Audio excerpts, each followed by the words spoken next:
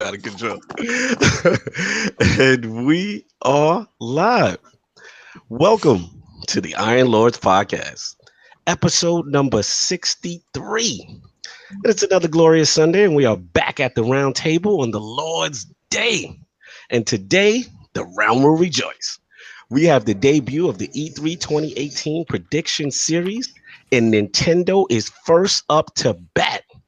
I'm extremely proud to have all this Nintendo royalty here at the round table. So let's get right into it. I want to introduce a Lord whose journey as a content creator has truly been one of the most positive and meteoric rises in our entire gaming community. Whether it be his daily news wave, detailed tech breakdowns, or informative gaming analysis, all done with tremendous production values. Introducing the host of the Spawncast podcast and one of the most highly requested guests to be at the round table. Fellow Switch fan, fellow 49er fan, and the Lord of hardware soldering himself, making his long-awaited debut into the realm of the Lords. My man, Lord Spawn Wave Media. How are you doing, sir?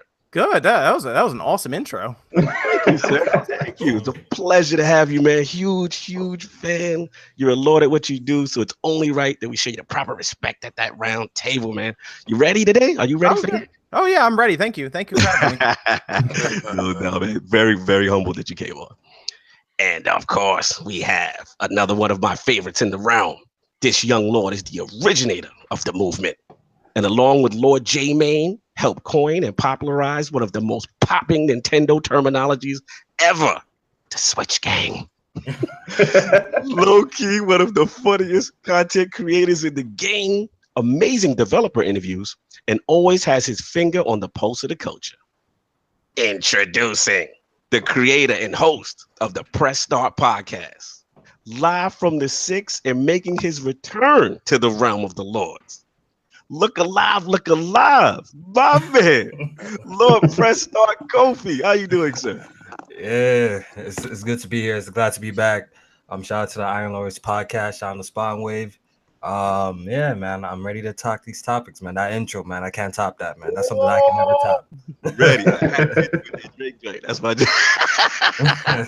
So, real quick, Lord Corey, before I go to the rest of the intro, as the originator of the Switch Gang, are we still allowed to call the Switch Gang? Are we retiring it? What's the new movement? No, you know, it's been a little bit quiet out here for the Switch Gang. You know, we kind of put the bottles away. You know, we ain't cracking heads no more. No more bottles today. Yeah, we chilling. You know, we just enjoying our games right now, so we chilling. Shout out to the crew, Press Start Podcast, J Main, Alex, Erica, the whole crew, no doubt. And of course, we have a Lord who is no stranger to the round table and who potentially is one of the greatest allies to the realm. Whether it be his thought-provoking versus series, hilarious vlogs, and some of the most unique holiday videos you will ever see on YouTube. That Florida one, that lollipop one was hilarious. Introducing the creator and host of the Potentially Perfect YouTube channel, the Lord of the Chatterbox, and one of the illest YouTubers you'll ever see grace the guitar, making his return to the realm of the Lords. My man, Lord Delapo. How you doing, sir? I'm well, thank you. Very excited. Very ready. Excited. All right. Ooh. And of course, we got our boy Lord Nicktendo. He might be joining us in progress, so don't sleep. He might be coming. Got some things going on. But of course, we got the 4 horsemen of gaming. Those usual suspects at the round table, my co-host with the co-most, my brother from another mother, the difficult game conqueror, and the how of the young wolf. My man, Lord Addict. How you doing, sir? Pretty good. Wondering when that intro is going to get longer. You think they keep throwing stuff on top of it? Yeah, it's usually about every 5 or 10 episodes you put something else in that intro. So. Lord Addict with that energy today. I'm loving it. That's what's up. And, well, yesterday I was playing State of Decay, and I was getting so what's the word I'm looking for? I was legitimately getting sick from the motion blur. I had to go to bed. Wow. Yeah, you can't turn it off, too. Can't even turn it on. No, we'll get into it. And of course, we have our most technical gaming lord, the solo gamer who lives for the single player selfish experience, and also the Sostradamus. Mr. Offline Profile Illuminati himself, my man, Lord Sovereign. How you doing, sir? Oh, good, man. Great to be here. All this Nintendo love today. I know. I feel good. I feel like I got my squad against King I Adam. know. I feel surrounded by. I ain't gonna lie. I was a little feel sick good. this morning when tough. I woke up, and I was like, You contemplated whether you're gonna be here. I ain't gonna lie. I was like, it is Nintendo. You're not gonna miss me today. He's like, I could miss this one. No doubt. Feeling good, sir. Feeling good. And of course, we got the incredible Hulk of this, aka the Excess Gamer. Ooh. The Lord of Combat Sports, who is a man of his convictions, demands nothing less than the premium experience, and is the Get Money Gamer. Ooh. Beloved Lord King, how you doing, sir? We're doing fantastic today. As y'all know from my tweets yesterday, Combat Sports was crazy. I'm not going to get into that today. So follow those Lord tweets Addict yesterday is mad happy right to now. understand that. Well, that's nice. I was about to go make food. I'm kind of disappointed now. Whoa, I want you. Well, Addict, I want you to turn your mic off. There's another thing that's in the community, and a good friend of mine, Tim Dog, we chop it up every once in a while, and he brought something to my attention, and it's been bothering me for a while, and I didn't know how to address it. We had a pillar in our community that I really didn't know personally, but a lot of people did know, and he was well loved in the community. A gaming addict, I believe, or addict. Yeah, Xbox Addict. Addict. Yeah, he passed away, and what I've noticed is that we suffer in silence as gamers. We have different afflictions and stuff like that. Shout out to Zaire. Yes. I'm here with you in your struggle. I know you put out a video, and some people deal with their pain in different ways, in different forms. But if that was like an outreach to anything, I'm here for you, brother, that you can reach out and you can talk. Our community is made up of diverse people. We have doctors, we have scientists, we have nutritionists, we have all types of things. We have health trainers, we have everything in our community. And if we actually reach out to one another, instead of putting our hate on tweets and stuff like that, and actually reach out for help, you never know, that guy that you're gaming with could be a nutritionist that can actually help you balance your diet, or or somebody that can help you with whatever. Maybe you're that person that can actually help somebody. So a lot of times these tweets and stuff that we do when we're going at each other about games and stuff, that's really a cry for help and attention. And maybe if you change it a little bit, it can actually benefit the community. What I want you to do today, if you have friends and stuff that you do talk to, everybody's dealing with something. Don't suffer alone. Got something going on. And reach out to your community. We are one. We all love this gaming, be it Nintendo, Xbox, PlayStation. One thing is one fact, and all three of those things, it's games. Absolutely, that's the common bond that brings together. I'm so glad you actually said that, Lord King, because like, shout out to Lord Zaire. Please, send him wishes as well as far as his recovery and everything that's going on with him. But at the end of the day, that common thread is games. That's what we all love to do. So we can all beef and have console wars and have fun with all that, but it's really not important. So at the end of the day, people's lives are going on right now. People got things going on. So thank you, Lord King, for dropping the knowledge. And of course, it is me, Shinobi Gaming Ninja himself, Lord Cognito, spreading that gaming realness in the ILP, not telling you what you want to hear, but what you need to hear. So before we get into what the Lords are playing, I want to actually give it back to Lord Sovereign for a special lordly announcement. What's up? Okay, so bear with me, because I'm not really good at organizing my thoughts, and not nearly as well as Cognito. So a while back, we got some feedback from some of you guys out there that said that you wanted to have other ways to support the podcast.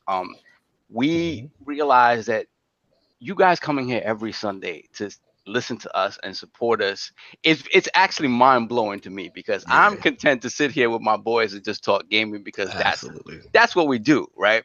The fact that so many of you come here every Sunday to hear our foolishness, and the fact that we can put a smile on your faces, to us, it just blows us away, right? So we talked about what we would do in terms of figuring out a way to kind of incorporate more of you guys into the show, and at the same time do what we feel is the next logical step for ILP, which is improving it on all fronts, right?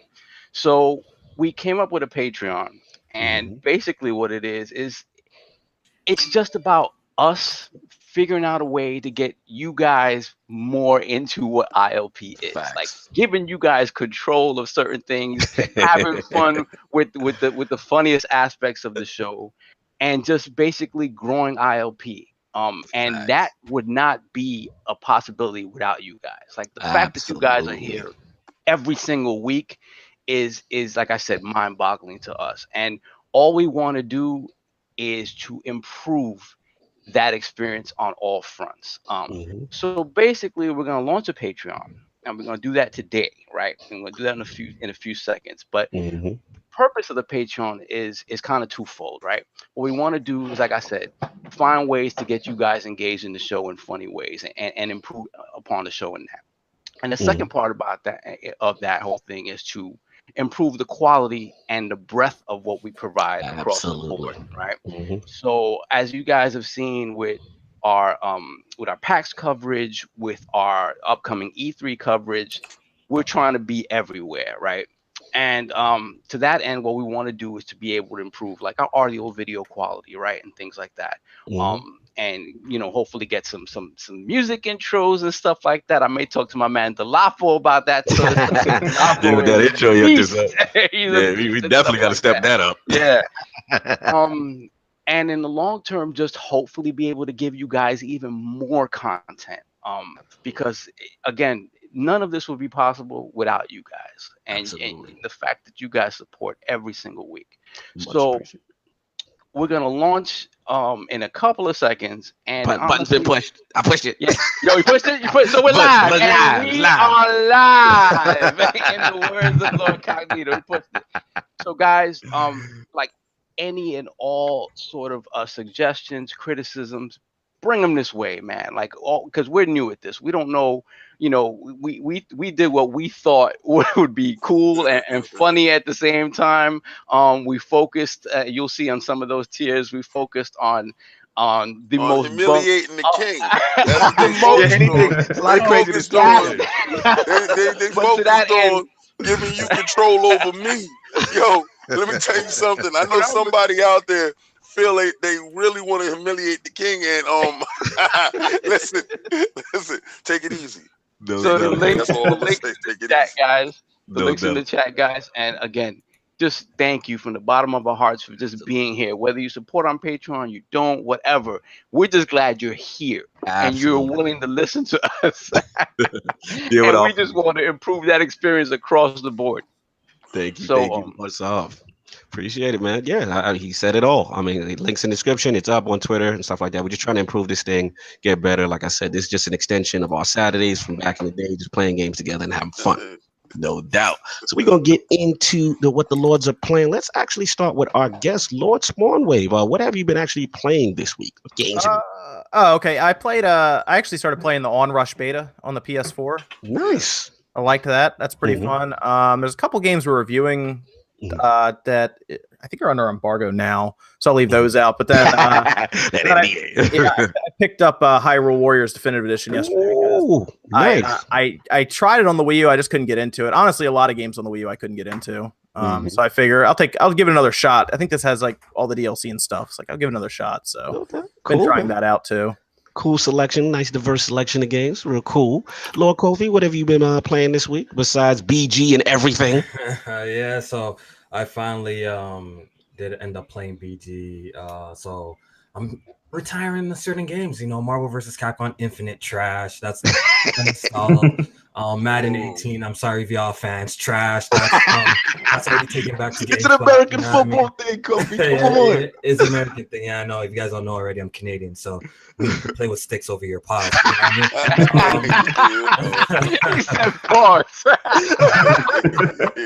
so besides that, I've been playing Ni no Kuni 2. I'm really enjoying that. Halfway in chapter 4 right now. I'm gonna try and finish it this long weekend. If I can, I'm gonna try and binge it. I've been playing Donkey Kong Tropical Freeze. I also picked up Hyrule Warriors, but I don't think I'm gonna open it. I think I just bought it for collection purposes, though.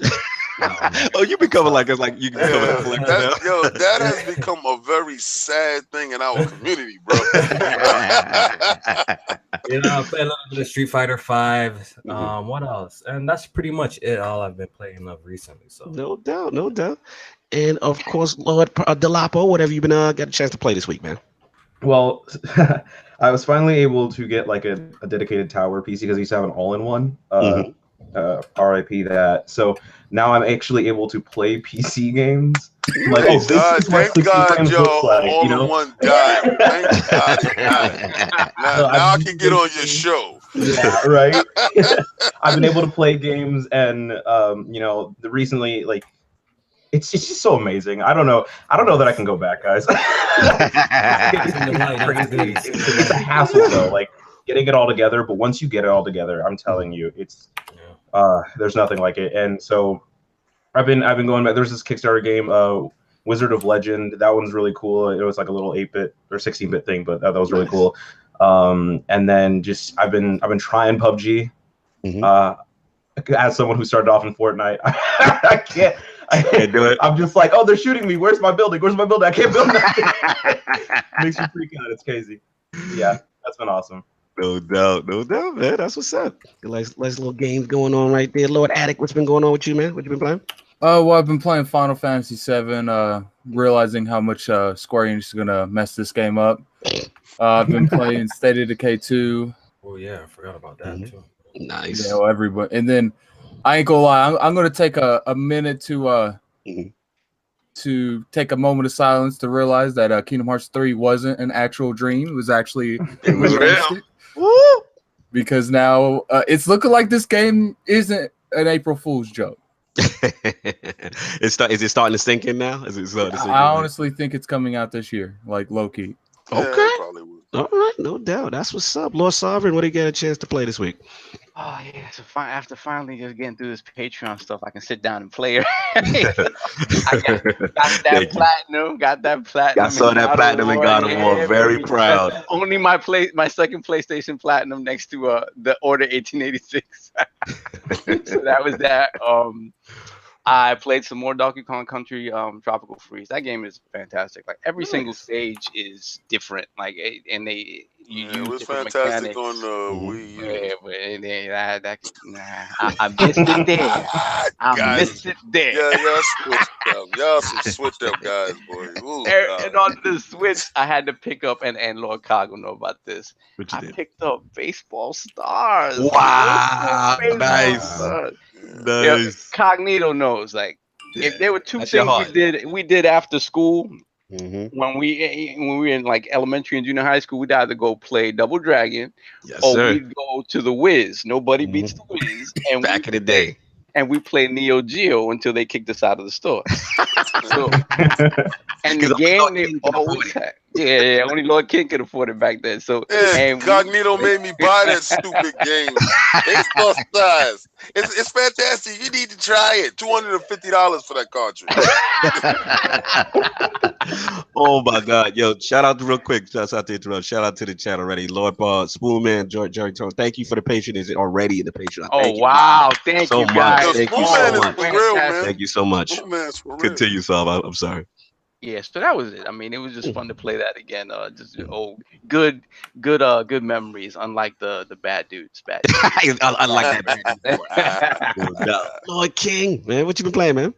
Well, since Destiny has this great resurgence, I'm not gonna for like a whole 10 minutes. Yeah, well, that's for you. You know what was crazy about you, and I know this. I know you. You like my little sunlight, my little beam. See that little reflection? My solar flare. You my little solar flare. I like your solar flare. Yeah, you my little solar flare. Look at my little lens flare. You my little lens flare. You always in somebody's eyes when I'm talking. You my little lens flare. And I like that because I purposely don't talk when you're talking. Purposely, I don't want to give you that extra boost, but I feel that you want to be in my boost. So I feel, come on, jump in my boost. Get in my boost. Look, I'm perfectly aware that like some of my shot got roll off on you. Both Like your I'm little understanding Deadpool feet in my boost. Get your little Deadpool feet in my boost. Get in here. Get in my boost. Come on. Anyway, like I was saying, before I was so rudely interrupted by my little solar flare. Look, you can't even pronounce right, much less come at me like that. That's nice, my little lens flare. That's nice. Anyway, my little lens flare. Check it out. Played Destiny 2, and a lot of dudes. I got a lot of tryhards on my squad, and these dudes is already like 367 light and stuff. I'm like, you got to really cut it out. I want to see what it's all about. I'm gonna test all the guns and stuff like that, and see each level. These dudes is really out there trying to burn through their DLC in like 5 minutes. A little crazy dudes. So I'm playing that. I'm playing PUBG, being yanked in every direction. Playing my God of War. Really good game. I'm still trying to push my way through it. And I fired up State of Decay 2. Shout out to the devs at State of Decay 2. Yes, sir. Shout out for the treatment that y'all did for us. I went out there and got the whole big package of it. So I was playing early before everybody else. My little quips about the game is going in and out of doors is a little wonky. And like y'all was saying, like the motion blur, that's a real thing. Yeah, they gotta get shut that off. Shut it off. I have to play that game in like segments because I literally start to get sick. Like I don't know how. Yeah, and I'm not the kind of person to like. I think usually affects you. Only time I've ever said the motion blur is a problem. It's weird. I mean, I completely forgot to mention that I've been playing a lot of that too, and I'm just disappointed with the technical aspects of the game. Like the game proper, like all the systems and how they added stuff to it, like. That game is all about crisis management and having no chill. Like anytime you think you got your community right, 5 minutes later there's something wrong. That's so good. It's fantastic in that regard. Like it just should run smoother. That's all. Like KOFI, man, I heard you groan, man. What was that state? Was that a State of Decay grown? Yeah, 8 hour. I think you returned them. I think you returned 1 and 2 just around the same amount of time. That's one game I did forget to mention that I was playing. I did put in 8 hours of State of Decay 2. Give it a fair shot. Right, he put in 2 hours of State of Decay 2, and he spent the other 6 complaining. I tried to call out with my boy Strat. Did you bring the blanket to the stream? No, not this time. I saved that one for the Sea of Thieves. That's for Sea of Thieves. Yo, when he brings that blanket out, oh man, so disrespectful. That was a pretty classic GIF that I can't even lie. It was. I think I got blocked by like 100 people from that. For State of Decay, like I see a lot of potential in the game, but it's not even like the bugs that actually bugged me because, like one of y'all said, I did run into the problem with doors. It's really glitchy there. There's actually a couple doors that you have to go around. Like I literally I was trying to go into a gate once. After about 2 seconds, I was like, I'm not about this life, and just climbed the wall beside it. Like, I also was playing, and I climbed something, and my person proceeded to levitate in the air. Wow! And it's funny, when a game is kind of messed up when it has a dedicated button for when you get stuck. You know what I mean? Like that's crazy. So you got a dedicated button if you get trapped. So I use that. Also, there's a little bugs here. It's nothing like completely game breaking because. On the PCs actually runs pretty good. Like it runs pretty good. My frame rates are high, but it's just the gameplay. It's not for me. The grind is a little too much. Like it's absolutely crazy, and it just got repetitive after like 8 hours. Did you play the first one at all, or you wasn't really? I gave it a chance because a lot of people have been telling me about it. I also heard these problems prior, saying that it's. The first one's very buggy, this, that. So when I heard about State of Decay 2, I wanted just to, play the first one a little bit. I wasn't trying to beat it or anything like that. I just wanted to get a feel of it, what I'll be getting into for the second one, right? I think the problem with you chose to play it, like you got around to playing it in a time where like you shouldn't be playing that game. Jess in the chat, he said, "Who did that for you?" I'm out. Yo, yo, Jez, and what's the craziest part I was about to say, that he's able to jump on PC and come back to Xbox. Who did that for you? Oh, You know, Jez. You know, Jez. I'll feel y'all on State I'll jump in real quick too. Yeah. I'm sorry, finish up, Kofi, then I'll jump in. Yeah, but overall, like, what really bothered me about the game is just the repetitiveness of the game. You know, the grinding's a little too much, and the combat of the game is okay. Like, look, every game pretty much has you doing like the same thing over and over if you really think about it, right? Right. Yeah. It's absolutely. Just if what you're doing fun, you know, that's the question that you got to ask. They got to make games like this really solid when it comes to the gameplay department, like the gunplay and stuff like that. And I thought this one it wasn't like terrible. It was just okay. So like after 8 hours, I thought I was done. I hit up Microsoft, asked for that refund, and they gave it to me. God bless Microsoft and their customer support, because they're honestly spectacular. I think they need to be commended, man. Oh, I always pull up to them, ask for a refund. You always pulling up for refunds? That's how he get his stuff. They give me no trouble. They give me no trouble. They're so kind. Like, you know how people tell you actually to like do surveys and all that shit? For Microsoft, I'm gonna actually pull up and do a survey for them and give them 5 stars because they're honestly amazing. And whoever deals with me needs a promotion because they've been blessing me, and I'm really happy. I paid $67 for State of Decay Ultimate Edition. I got it all back. Played 8 hours of it. I don't know. Maybe when it comes out Steam, I might give it a go. If it does, but pretty much I think I'm done. It's not for me though. I mean, if the gameplay doesn't suit you, it's not gonna ever change. Like that's that look has. Yeah, I agree. Yeah, jumping right quick and then I'll finish off to what we playing. Yeah, same thing. State of Decay. Shout out to what Dealer Gaming, Co Eastwood, Lord Sinister got a chance to test out the co-op. The actually surprised the tethering wasn't that bad. So I actually had fun with it. We did encounter some wonk and some jank. You know what I'm saying? He pulled up in his van and they parked it outside, and it looked like a pile of scrap parts on my screen. So I didn't know what was going on there, but you know what I'm saying? But at least the tethering wasn't the issue, so we still gonna mess that up. As far as the Switch, I actually picked up my first Banner Saga game. So I picked up Banner Saga for Switch. I'm enjoying it. Actually, I've never played one before, kind of RTS. I think, Attic, you'd like it. The only thing different from XCOM is that instead of the normal turn-based, it's like grid-based? No, it's kind of like, you know, XCOM, all your units move and then the enemy. With Banners, it's you move one unit, they move the next unit, like back and forth. So it's a unique kind of take on RTS, but I like it. The cinematics are pretty cool. Trying to just get into this story and stuff and shout out to Abnormal Games. They hit me with a review copy for Stay, and that's actually it's an indie title on the Xbox right now, also on Steam. Really cool. It's kind of like this dude who kind of like, I guess he was a therapist or something. He kind of, somebody broke into his house, knocked him over the head, kidnapped him, and left him in a room with a computer. So basically, you're his only person that you can actually communicate with. So it's kind of like a psychological thriller. He's trying to earn your trust. You're trying to help him get out. And the unique mechanic of the game, why it's called Stay, is anytime that you don't play the game actually tracks that, and that affects his mood and all his emotional states. So check it out when you get a chance to Stay. Abnormal Games, pretty cool. But enough of that. What the Lords are playing stuff. Let's get to the reason why we are here. Oh God.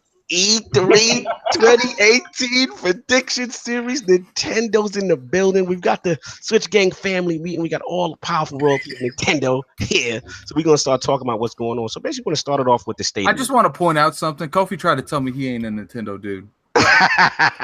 He said I don't know why do you guys claim that though? Like, I'm actually curious. Like, we have to get to the bottom of this. Is it because of the songs? First of all, is it the songs? You've coined Switch Gang. Okay, I did make that phrase up. That is a fact. That is a fact. Anyone that made the term Switch Gang, that is a fact. Yeah, that's a fact. Besides me and B Money and Saw, what's good, baby? You were the only people that I know that actually was repping that flag, or J-Main, all of y'all. Like, because remember when people didn't know, when the Switch was announced, everybody was on the fence if the portability was a gimmick, and y'all were like, we were the only ones who was like, yo, this is a goal. And look, it's only common. Look, for me, before the whole Switch thing came out, there was rumors of it being like a portable console. As soon as I heard portable, I already knew this shit was going to take off. You know, I had plenty bets with people. I had a bet with BG. He's going to be throwing out the PS4 out the window real soon. I just got to add that in. So he took an L there, though. Shout out to BG, though. You know he's going to finesse that. Yeah, but like it's just gonna have like 100 matches. Nintendo knows how to do portable consoles, you know. So as soon as I heard that like this platform was gonna be on the go type platform, I already knew it's gonna take off, you know. So there's that. The whole Switch gang, how it started, yo. After watching the reveal, then I'm like, yo, where's Switch gang at? Then, you know, it started. It was like a snowball. It was a snowball effect. Then after that, everyone like people started hashing the Switch gang. Then Erica came. I'm like, yo, you know what, yo? You know, it'd be funny if I did like a little bit of a parody song. That's where the whole Switch gang. Shout out to Fame too. He was talking about flags. So I just compiled all these jokes into one thing. Made a stupid little parody song. I love the song. It took off from there. Then it got even worse when I put Omega on it. Shout out to Omega, man. Shout out to Omega. On the second. What's up? Are you collecting all the games to the other platforms you have, or is that just the Switch? I think I almost have 300 games on Steam. You guys already know I play a lot of games on PlayStation, even the Xbox. I pretty much buy every single Xbox game. Yeah, you refund it in 4 hours. Nah. Wait, you are the originator. So you're not I've only refunded. Let's get it right, Game Addict. I only refunded 2 Xbox games ever, and I bought one back. Forza Motorsport 7. That's not a my story. I bought that back, and I refunded State of Decay. After that, I bought Record Beat It. I beat Voodoo Vince. I beat Forza Horizon 3. I got a lot of hours in that, and my driver level. I didn't beat Forza Motorsport 5, but I have a shit ton of hours in that. You know what I mean? Like I play all these games, man. I play all these games. This is what I do, man. No doubt. Yo, real quick before we jump off in the first topic. We got royalties in the building. Is that Lord Nicktendo? Is your mic's good? Are you up there? Are you in the building? Wow, man. He's like, doubt. yo, you acknowledge me. No doubt. Last but certainly not least, in our hearts, the Lord is one of the hot up-and-comers in the game. Get him back, baby. All right, His intro real quick. All right, we good. Sorry, man. The mic was all right. I got you an intro, bro. I got that right now. Happened to me too. Let's go. No doubt. It's one of the up-and-comers in the game. His dedication to the brand is evident in everything he does, from his balanced opinion pieces, Nindy Showcase series, and his competitive late-night streams. There's too many red people on this podcast right now. I'm getting creator and host of the Nicktendo Direct channel, the designer behind some of the best thumbnails on YouTube, and the only Lord to ever get his kids on Nintendo Labo on camera. Wow. Welcoming to the realm of the Lords, my man, Lord Nicktendo Direct. How you doing, sir? Man, I'm doing good, man. I was fighting that church traffic, man. I was getting frustrated. Man. Oh my gosh. Thank you for making it, man. I appreciate it, man. So we're gonna get into it, man. We've been talking rambling long enough, but so basically what's been going on in the year Nintendo, obviously it's the state of Nintendo 2018. We've seen they've had a new president. You know, it's kind of from that younger Famicom days, new blood, and obviously we got the online infrastructure announcement and pricing and stuff like that. We also heard about Virtual Console being dead and a whole bunch of leaks and Fresh, shut up, King. Famous franchises being trademarked. So so basically, I want to start with let's start with Lost Spawn Wave. Like, how do we feel about the Switch momentum coming into E3? Well, I mean, they started the year off okay, but it's been a lot of like Wii U ports, and that's fine for people who didn't have a Wii U, or people who just weren't a fan of the Wii U like me. But for everyone else, it seems like it's been kind of a slow start to the year for the system. But man, building up to E3, mostly because of Pokemon, that's all everyone wants to talk about is like, what is Nintendo going to do there? I mean, if you look at YouTube, it's like 80 million videos of Pokemon rumors, and people are talking about that in Smash. So they seem to have good momentum going into E3 just because Sony already told us pretty much everything they're going to show us, and it's a lot of stuff we've already seen. And Microsoft has struggled to get, I guess, a critically acclaimed game going in the last, I mean, how long has it been since the last critically acclaimed game? Forza Horizon 3. Yeah, I mean, I still... I don't like how KOFI remember that. Continue, Spawn. Well, I mean, you know, it's very easy to have critically acclaimed games that you're pulling from the last console that nobody played.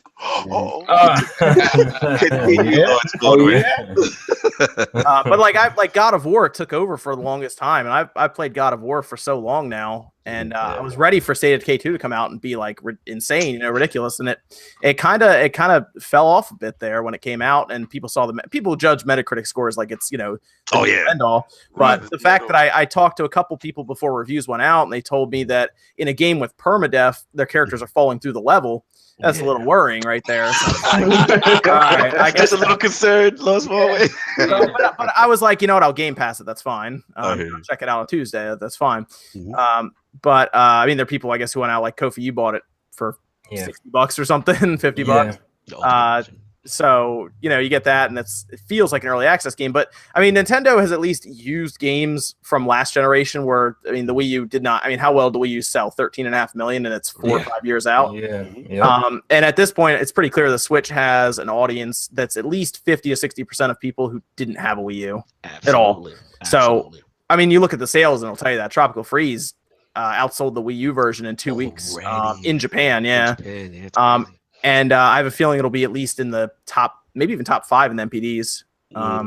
So, I mean, that's really telling you all you need to know there. But I do think we need to see some more stuff from them in terms of first party, but they definitely need some third party stuff. But their momentum is at least good going into E3. Good enough. Probably out of the 3, probably the best out of the 3 right now. Yeah, absolutely. That's a good point. Good point. Let's get Lord Delapo in here, man. How do you feel about the state of Nintendo? I love watching King David react because I'm telling you, I got something for you. Anyway.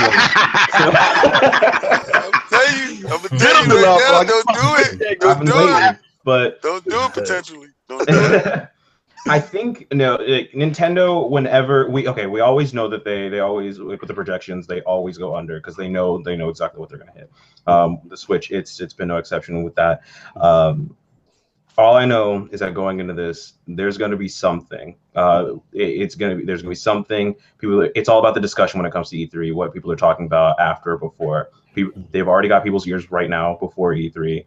I'm telling you, there's going to be something crazy out. I'm telling you. You feel something big? You feel something big? I feel like there's something. There's something there. Okay, I'm very excited. I'm very excited. Lord KOFI, I hear you bubbling. What you thinking about? The let's keep it a buck. Like this. Nintendo's gonna have the baddest E3. It's just 100%. Probably whatever. But it's look. It's set up for Nintendo for victory. Like I tweeted about this. Like Nintendo got the most surprises. That's just a fact. They got the most surprises under their belt. As right now, man. They already know Sony's gonna come out. They're gonna show Death Stranding. Obviously, it's gonna look fantastic. They're gonna show. I really actually not Addict. I feel you now, Addict. Like I really at first, Addict. And sorry to jump into your joint, Kofi, but Addict, I feel you right now. And if you would have left me in here alone with everything, I would have held a grudge against your ass for so long. Oh, I can't stand all this. King is going through it with the Nintendo. So let me guess it. The King hates Nintendo, basically. Talk that talk, Talk that talk. All this sweetness that's going down, they just dripping sweet. King hates Nintendo, right? He doesn't hate them. He loves them. He just doesn't like them mentioning the same breath as Xbox and Sony. He doesn't like them. That's too bad. He loves was real systems, but projectors are looking like the Switch is gonna lap the Xbox this year. So how about that? We got that smoke. The whole generation. Hey, Kofi. We got some bets too. We can do some bets too, Kofi. All right. Now you make you smuggle yourself with your blanket. You want to see some impressive sales numbers? Take a look at the media creates after Pokemon launches. We got smoke today. Watch when it's my turn. Watch when it's my turn. Finish up, Kofi. Yeah, so like just looking at E3 this year, let's keep it 100. With Microsoft, they won't be popping until like 2021 or anything. That's crazy. They won't be popping. That's just facts. They're gonna come back. We're gonna see Forza Horizon expected. I'm pretty sure it's gonna blow up our minds. It's gonna be. I'm hearing rumors it's gonna be in Hong Kong or Tokyo or something like that. I'm all for that. So that's fantastic news for me. Guess what we're gonna see? We're gonna see Crackdown 3. That game's been looking this is the Xbox stuff, but I'm talking about the Nintendo stuff. I'm coming to that. We're gonna see Crackdown 3. It's gonna look spooky. You know what I mean? Crackdown 3. I'm very. You know what I mean? It's gonna look spooky. So I'm just trying to say, like, Microsoft, we're gonna see probably their great games because we see them acquiring studios and stuff like that later down the line. So this E3, my expectations for Microsoft is actually really low. I think they're gonna have very few surprises. They will have surprises, but very few, in my personal opinion. Sony, they already came out, announced what they're announcing, but Nintendo, I was back on Nintendo. I see where you're going. I mean, They already announced that Fire Emblem's coming out this year, 2018. They haven't shown anything of it. That's going to be this year at E3. We have a Yoshi game that we barely seen anything of. Look at these people acting like they have press conferences and shit. They have. It doesn't matter if a press conference or not, bro. Look. E3 low key could be 30 minutes. All these executives come on stage, talk all of this nonsense. Yo, what do we really care about at the end of the day? We want to see the game. We want to see the games and trailers. I just want to see some trailers. You know, brainwash is redundant. Okay, I got you. You know what I'm saying? So we got that. We already know Smash is coming. The heavily rumored Pokemon games coming. We hear something about Star Fox. So I feel like Nintendo's gonna have the. Are we gonna mention the? We're gonna mention the rumored name for the Pokemon. Let's go. Say that. Wait, don't. Okay. I got that for you, Kofi. Okay. Next topic. Don't go there just yet. But basically, you feel that the momentum is just so. Yeah, it's very. I feel like you know what Sony's gonna do, and you feel that low key a lot of people are gonna be disappointed from Microsoft based on what we've heard so far, what we know so far. So is that where you're going? Yeah, pretty much. Yeah, no doubt. Let me get Lord Nicktendo. You just jumped in. Well, the stage is set for Nintendo at this point. Like everybody's been saying, the stage is set. I mean, it's theirs for the taking. Honestly. Oh my god. I mean, seriously, bro. I mean, what have we heard from the other two though? That's what that's how I want to hear from King and They're over there sighing and stuff. I want to hear what they expect from Microsoft. I'm just saying the stage is set. We have all these rumors, we have all these games lined up, and what do we got from the other two? That's all I'm trying to say. The stage is set for Nintendo to take. It's just easy for the pickings too. That's what I say. All right, we're gonna get King and Addict up next to this solve a book market. I gotta hear this. Yeah, let's go. Let's go. I gotta hear this. King and Addict. Which one of y'all up? Who wants to go first? Hey, Addict. Okay, thank you. Oh, it's ready. It's on right now. So. All this brainwash stuff that y'all doing, y'all not brainwashing nobody else out here. Check it out. There's no hate. Actually, I was gonna bring my Switch down here. I was gonna bring all my Amiibos. I got a whole Amiibo squad. I got all that stuff. That's Amiibo squad. He's an Amiibo squad. Let me explain a couple of things. The fact that your Amiibo game is low this year, that means that y'all really hanging on by a thread from last year with all those Wii U games. So now that y'all sliding into 2018 with all the old games, you're like, yo, it's new again. We shining up turds. Oh, get this new turd. Get the new turd. Yo, y'all get what was told Masterful Adventures is coming back now. That's the new game. What is that, right? That Toad game. Yeah, can I ask one question before we continue? Go. Where do you primarily play? I'm guessing Xbox though, right? Yes, of course. Of course. I ain't played with you yet, right? So yeah, it's on Xbox. Hello. All right. So you got to understand that being from. I love the way y'all spin things. You guys are spin masters. Man, I got the. I'm about to kill this man, bro. Listen, Kofi. You know what he's trying to do, right? You know what he's trying to do. This is classic King. Kofi, this is just for you, Kofi. This is just for you. How's that internet dope? All right. So now that your service is straight trash. We know it. They told you it was straight trash. I knew it was straight trash last year, right? Before he even announced it, I said it's gonna be straight trash. Then y'all was like, nah, it's not. It's gonna be. Who said nah, yo? I said that shit's gonna be trash. No, I was Cognito, bro. I was. Yeah, me, Nicktendo. We were very hopeful. We were trying and go check out what this I did with me and Salty. Check out what we talked about. Yes. I was not for it. Okay, cool. I'm glad that you're not for it because I knew it was going to be garbage. So the fact that it's official garbage now is official garbage, and you're going to pay that money for the official garbage. Check this out. Here's how they going next to you. Here it is. All right. So they said, okay, we spun that garbage. Now let's get them on for the next trash. All right. So I heard all y'all talk about, we got the Zelda Hyrule Warriors that was already out on something else. If Xbox with no advancements in graphics, like it's no advancements. It's no China. if I go on your Twitter page, am I gonna see any retweets from Larry Herb talking about backwards compatible games? Because y'all Xbox hyping some backwards every week. Y'all hyping some old ass 360. Y'all dropped 2 games this year, and they're both under 69. So all right, so you want to talk about new games? What we got? Mario Tennis coming. So what's up, KOFI? So let's do this. KOFI. You know the difference? KOFI. What's the difference between these backwards compatible games that y'all hyping? Let's hear it. Check it out. Let's check it out. You know what the difference is? Free. Oh! KOFI!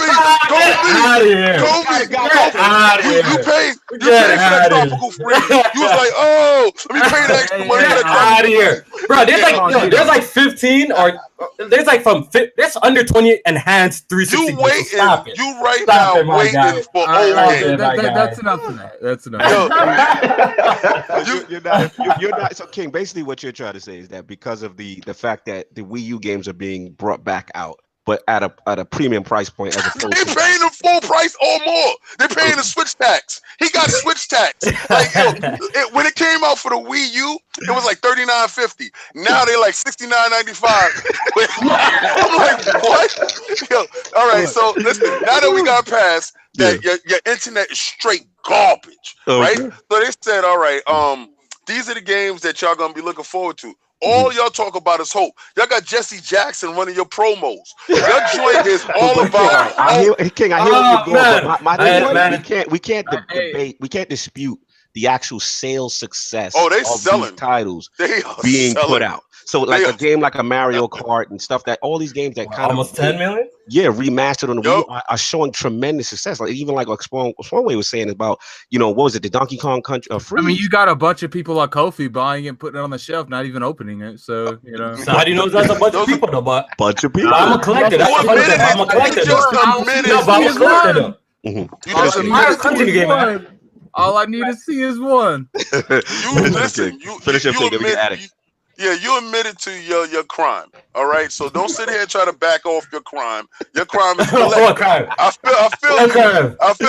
You know why you can't return none of that stuff? Because Nintendo said, once you brought it, that's it. You buy it, you open it, that's it. We don't want it back. That's yours. Right? So Microsoft say, yo, you can try it. You can tell. Microsoft was like, but nobody that called about saying okay. I was like, yeah, this is a common issue. Yo, we're getting a lot of returns out here. So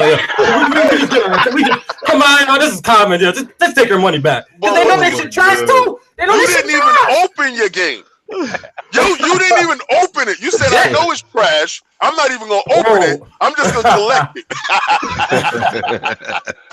So that's what you got on the state of Nintendo. No, I like Nintendo. I like what's gonna come forward for the stuff. But all that junk aside, all that my fanboyism with Microsoft aside, what I'm looking forward to is I really want a real Pokemon game, like a Pokemon Go type of game with my Switch that could actually take my Switch outside and go. We're gonna get into that. We're gonna get it. Save that part. All right, say that part. Also, I'm looking forward to what they're gonna talk about. I'm a real Metroid fan. I brought my Switch for original titles. All right, so when you hear me talk about the fact that I'm not liking the games that came out before, and they keep on reskinning these games, talking about here's all the DLC and here's these games. It's not making me go out and purchase. Fighting for you because you were a guy. Let's give the context right for Spawn Wave and everybody. Like King was a Wii U supporter. Like he went hard. So at the end of the day, I can understand his perspective. Yeah. For me, you know what I'm saying? I didn't buy the Wii U. So all these titles are new titles to me. You know what I'm saying? So I understand for him, he's like, this is not exciting me, even though they're having tremendous sales success. It's just that you're waiting for the titles, so to speak, like what new and original titles, so to speak, like for you. That's all my take on it is I brought mine for new and unique experience. Now you might catch me in a Labo. You might catch me with the dream. You know what? We should have made that a Patreon. Yeah, we should put that. The funny thing, Nick, Nintendo Spawn, check this out. At this point, how long is I hear the jokes, the ports, and I agree. Definitely, if you had a Wii U, a lot of these games are repeats for you. You know what I'm saying? But how long is this gonna last? Like, come on. There's like at least 4 more games that's worth for them, and that's it. So all them jokes. Get them in while you can. You know what I'm saying? Get those done while you can. It's actually really funny. Get them in while you can because there's at least only 4 more good games on the Wii U now. There's like 4 more than it's done. They're gonna report them and then they're gonna start porting GameCube and don't act like it's not happening. Would you really be mad about GameCube games though? I got one. Saying it's not. You got one more thing, King? I got one more thing. Yeah, King, and finish your last point. And then I got one more thing. I told you they was gonna nickel and dime you. They were not giving you the virtual console. I told you it wasn't gonna happen. You did predict and it didn't happen because y'all. I hear every last one of you guys, and y'all willing to take it any way Nintendo's trying to give it to you.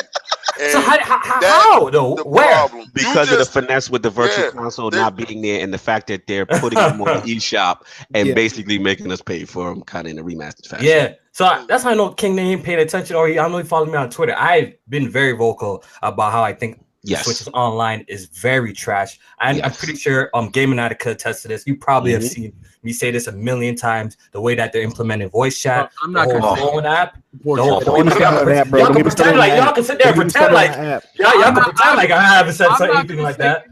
Support. Exactly. I don't. Exactly. Okay. All right. You can pretend like I haven't said all that. He does. You can pretend it. You can pretend it. I've been on their neck for the lack of absolutely. You keep it the lack of achievements, the lack of features is pathetic. The friends list, I can't send a message. And the fact that we waited a whole year for that. I think all of this is absolutely terrible. There's one saving grace. There's one saving grace, and this is what Microsoft needs to learn: is games. You know what I'm saying? It's great games. This is what one thing. Playing the same old games from yesteryear. Cut it out. Wrapping it up. Here we go. Back out. Like I said, every other week I'm not gonna say no names because I ain't trying to call no names. I get some problems. I see all these Xbox mans retweeting Larry Herb about these old ass games, these ancient ass games on 360, getting hyped. Frito. When y'all start doing it for free, you can mention it. That's the damage control now, though. That's the damage control. The lack of new games that you're playing 360 games, but they're free, so they're okay. I mean, I just bought Burnout for $10. It was pretty good. There you go. Yeah, I bought SSX. We got to get your feeling on the state of Nintendo. Yeah, let's hear Gaming Addict. Cannot be Xbox versus Microsoft on it. I mean, when it comes to Nintendo, I bought the Switch and I got what I wanted from the Switch was Zelda. Anything after that is just a bonus. Like you can ask, I pretty much people have to force me to play this Switch. Like I didn't buy Odyssey. I'm not. You shouldn't be forced to play anything you don't like, dog. Yeah, if you don't like it, you don't like it. We're still talking about them. I will play the new Super Smash Brothers. I will play the Pokemon game. But at the end of the day, and I messed with some Mario games. I didn't. Odyssey didn't really give me that appeal that I thought it would because I was a big fan of Mario 64, but for some reason I just was not messing with that game. Okay, fair enough. I beat Zelda before most people in this panel beat Zelda. Yes, you not me. I beat Zelda in 3 days. Oh, here we go. No.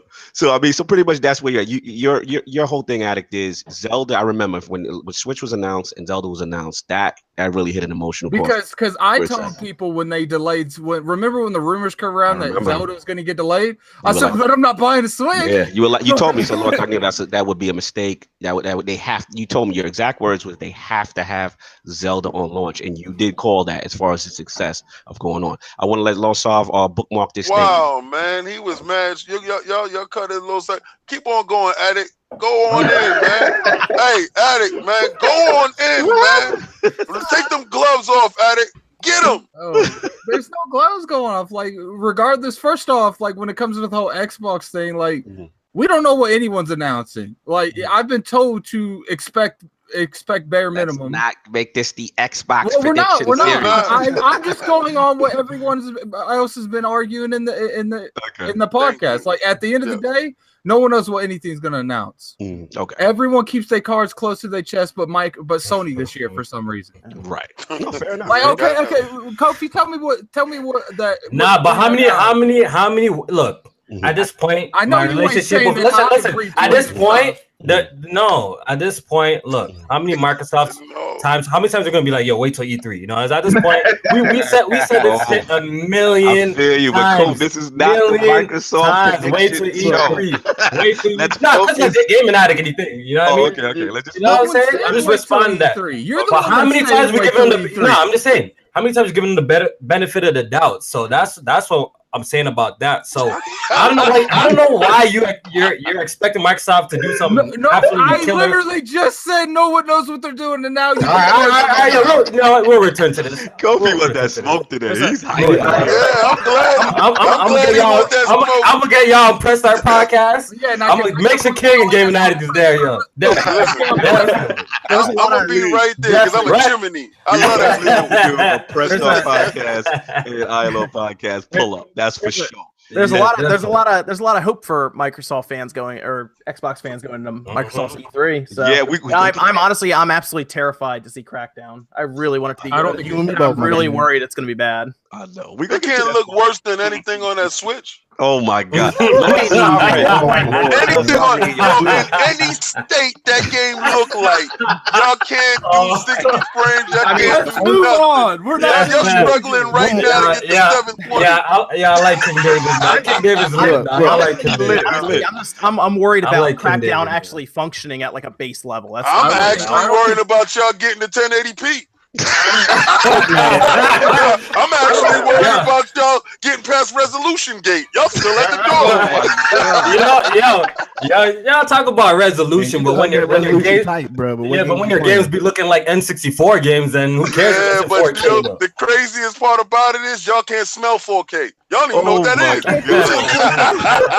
is. Lord Sovereign, Lord Sovereign, you are up. The state of 2018. Then we'll move on to the next talking point. Now this is about to get lit. Listen, y'all got 4K Pong. I got my X and my Pro and my I got my 1080 Ti, so I'm chilling. That PC talk. Yes, listen, man, like they're doing exactly what we said they were gonna do. Nobody out here believed that they were gonna have the start to this year that they had to last year. Right? You don't have Zelda, you don't have Mario in the pipeline. You have to big up these other titles that are coming down the pipeline, and they made it clear that the biggest ones are not coming until after E3, end of the year. So we're not seeing Smashes until end of the year.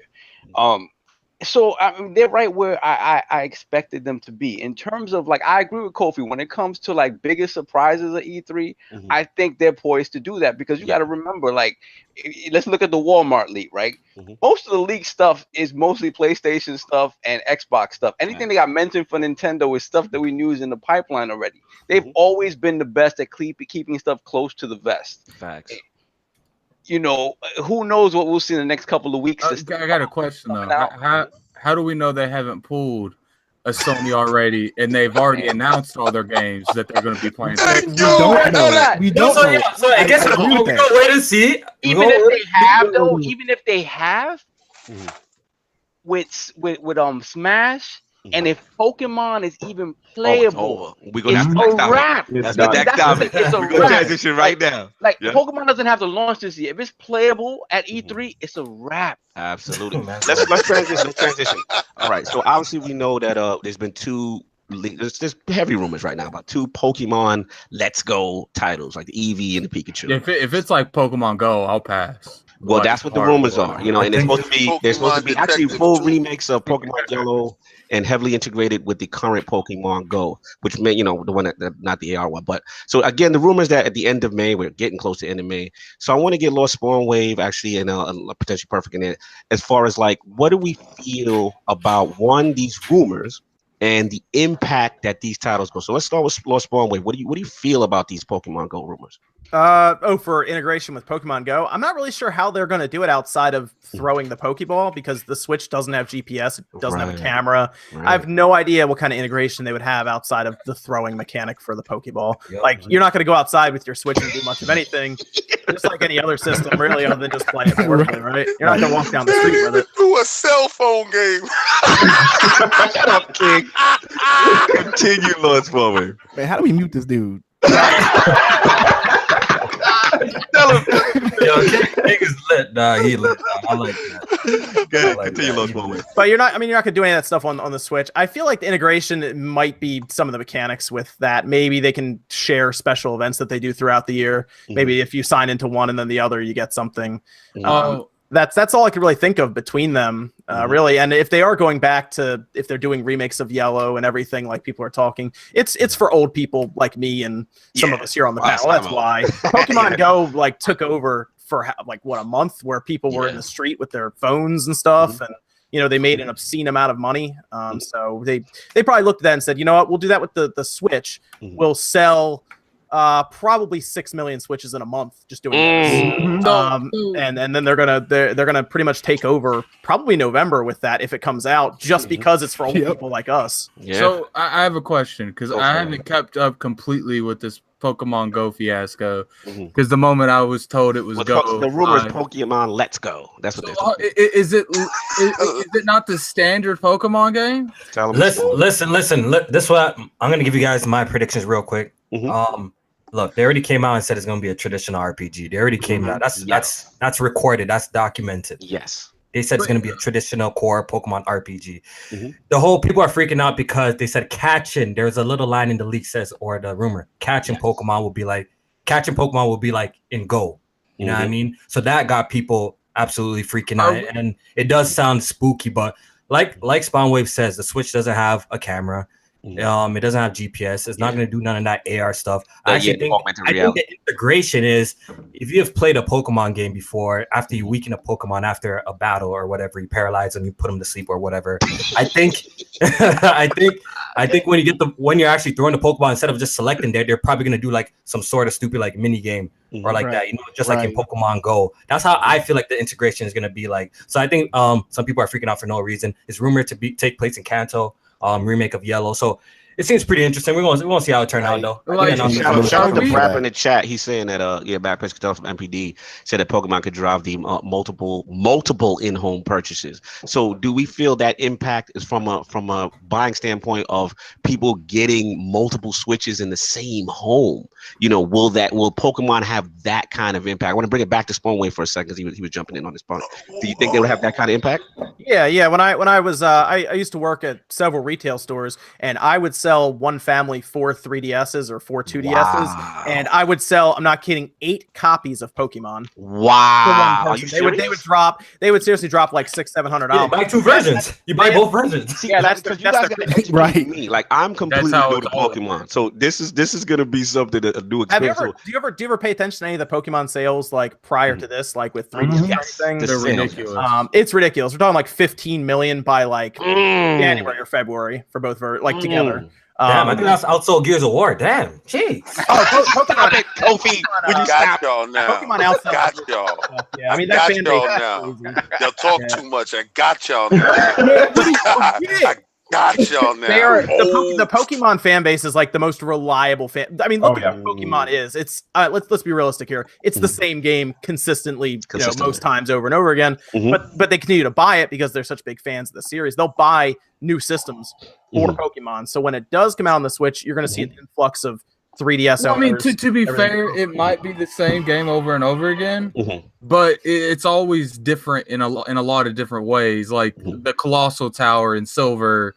I mean, they always put stuff. I mean, remember in Johto, Silver and Gold, they were literally just going to have Johto as a region. And the lead designer, he said he had to argue with them for like ever, and they finally let him put Kanto in the game. Like they're always doing stuff to drastically change the game, but it's got the same gameplay mechanics. Yeah, it has the same like battle system and everything. Like they mentioned that it might change the battle system, and people lost their mind. Yeah, I don't think I'll be messing with it. They changed the battle system. I think a lot of people would be upset if they gimp it or make it even more simpler than it already is. You know what it is. Like, if it's a standard, Pokemon game to where I do the gyms, I have that online multiplayer that I want. I'm cool with that. But if it's anything like Pokemon, oh my God, shut up, King. The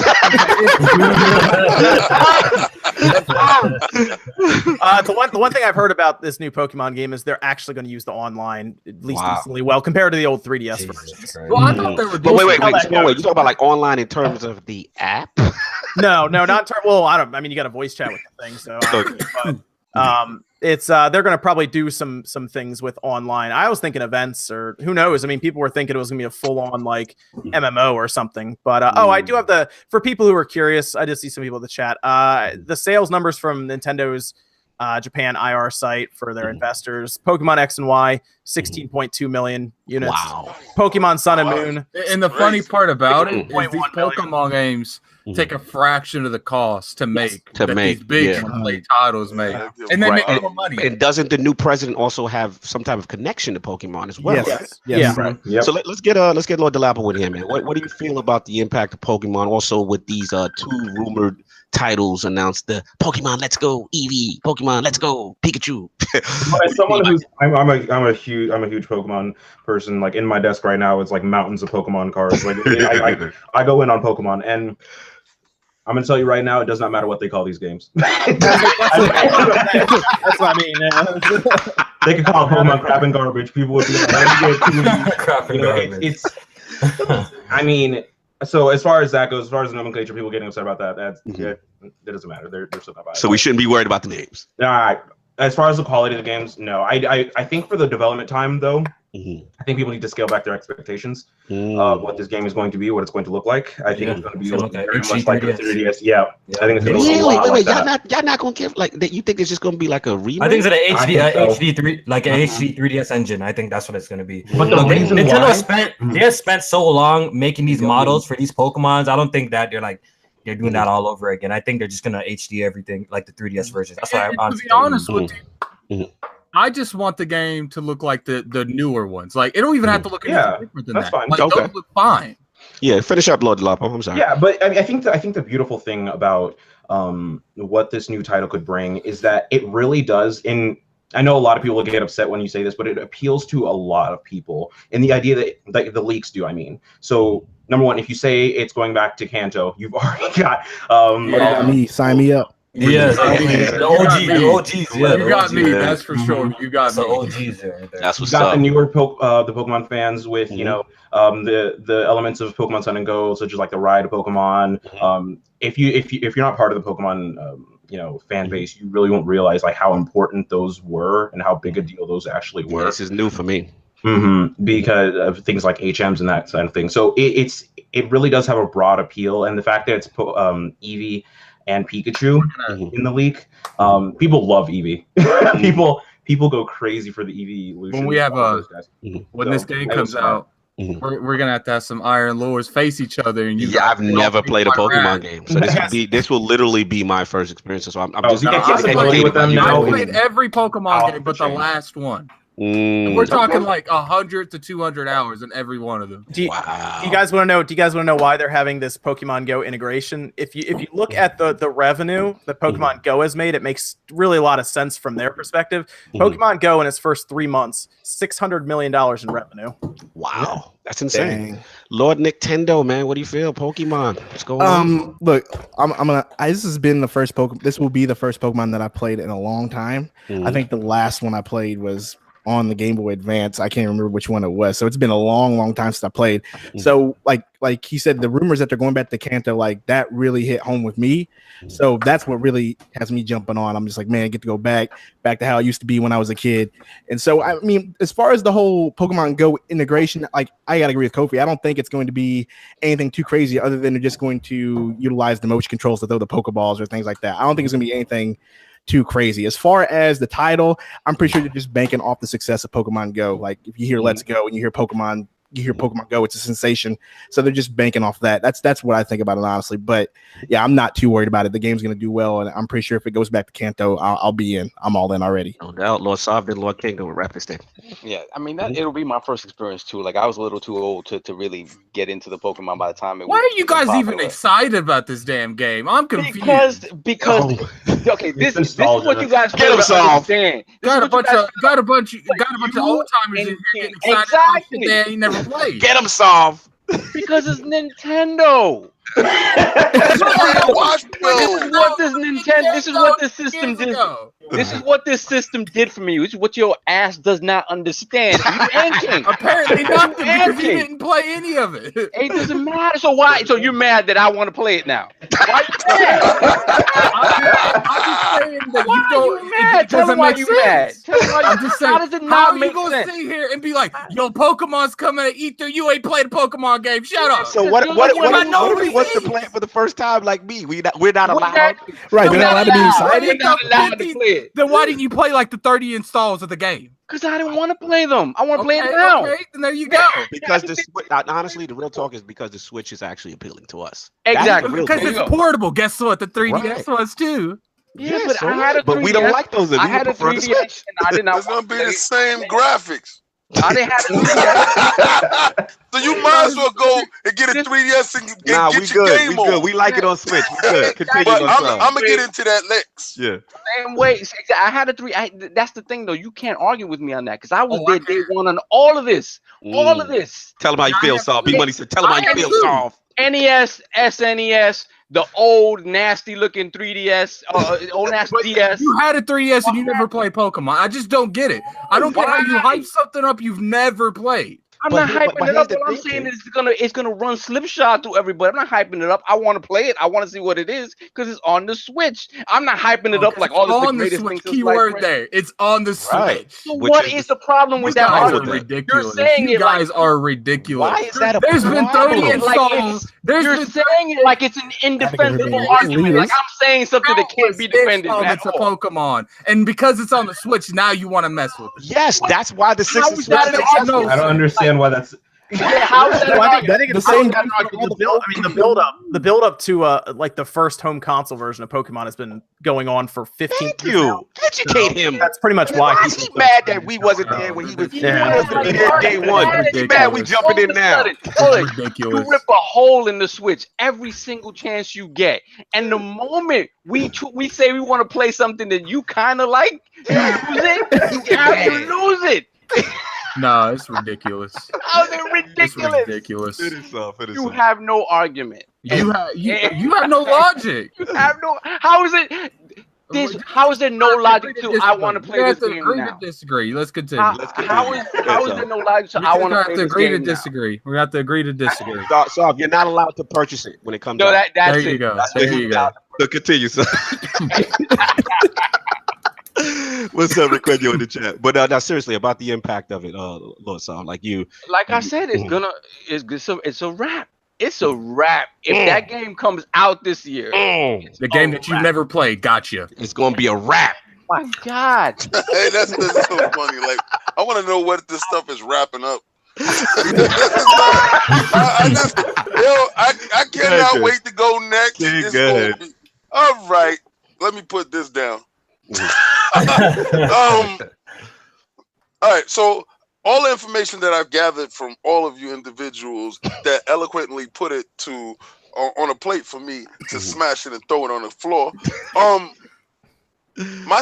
brought my son every last one of those Pokemons, and actually I played a couple of Pokemons. My best Pokemon was on the GameCube. I had so much fun with it. I'm not gonna lie. Now, what you explained to me was the super shortcomings with the Switch system, apart from resolution, apart from internet, apart from chat, apart from camera. So you're telling me the best ideal place to play Pokemon Go, if it is a Pokemon Go title, will be on the 3DS because it has the gyro, it has the camera, it has the location, it has everything. I don't want to play a Pokemon Go game, man. Like I feel you. The rumors are not. It's not a Pokemon. It's a traditional RPG. And the reason why it's a traditional RPG is because you can't do it on a Go format. Right. Which was my remember initially my ignorance to the matter of the limitations of the system has been shown, because my stupid ass was saying, oh man, I can't wait to play Pokemon Go on the Switch. Could you imagine me outside in the street? So the fact that Spawnwave just so eloquently served this up to me and just said, yo, it can't do it. So you hoping and wishing for that aspect to ever happen? No, it's never going to happen. At some point, a Pokemon game. No, I don't think nobody wants that though. I don't think Who wants I want a Pokemon game on the Switch so I can experience it. No. I hear what you're talking about. But my thing is, okay, so I have to wait for the next iteration to get exactly what I want from it. Gotcha. Now, as far as playing, I just want to know why you want a Pokemon. Wait, he wants a Pokemon. Oh, wait, time out. Wait, time out. Okay. I do play Pokemon games. But I stepped away from it, and I like Pokemon tournaments, like those games, like Pokken. I like that. That was actually fun for me. But the Pokemon so you like the thing I hate when I see announced. Gotcha. Yeah, that's what the thing that you hate is the thing that I like.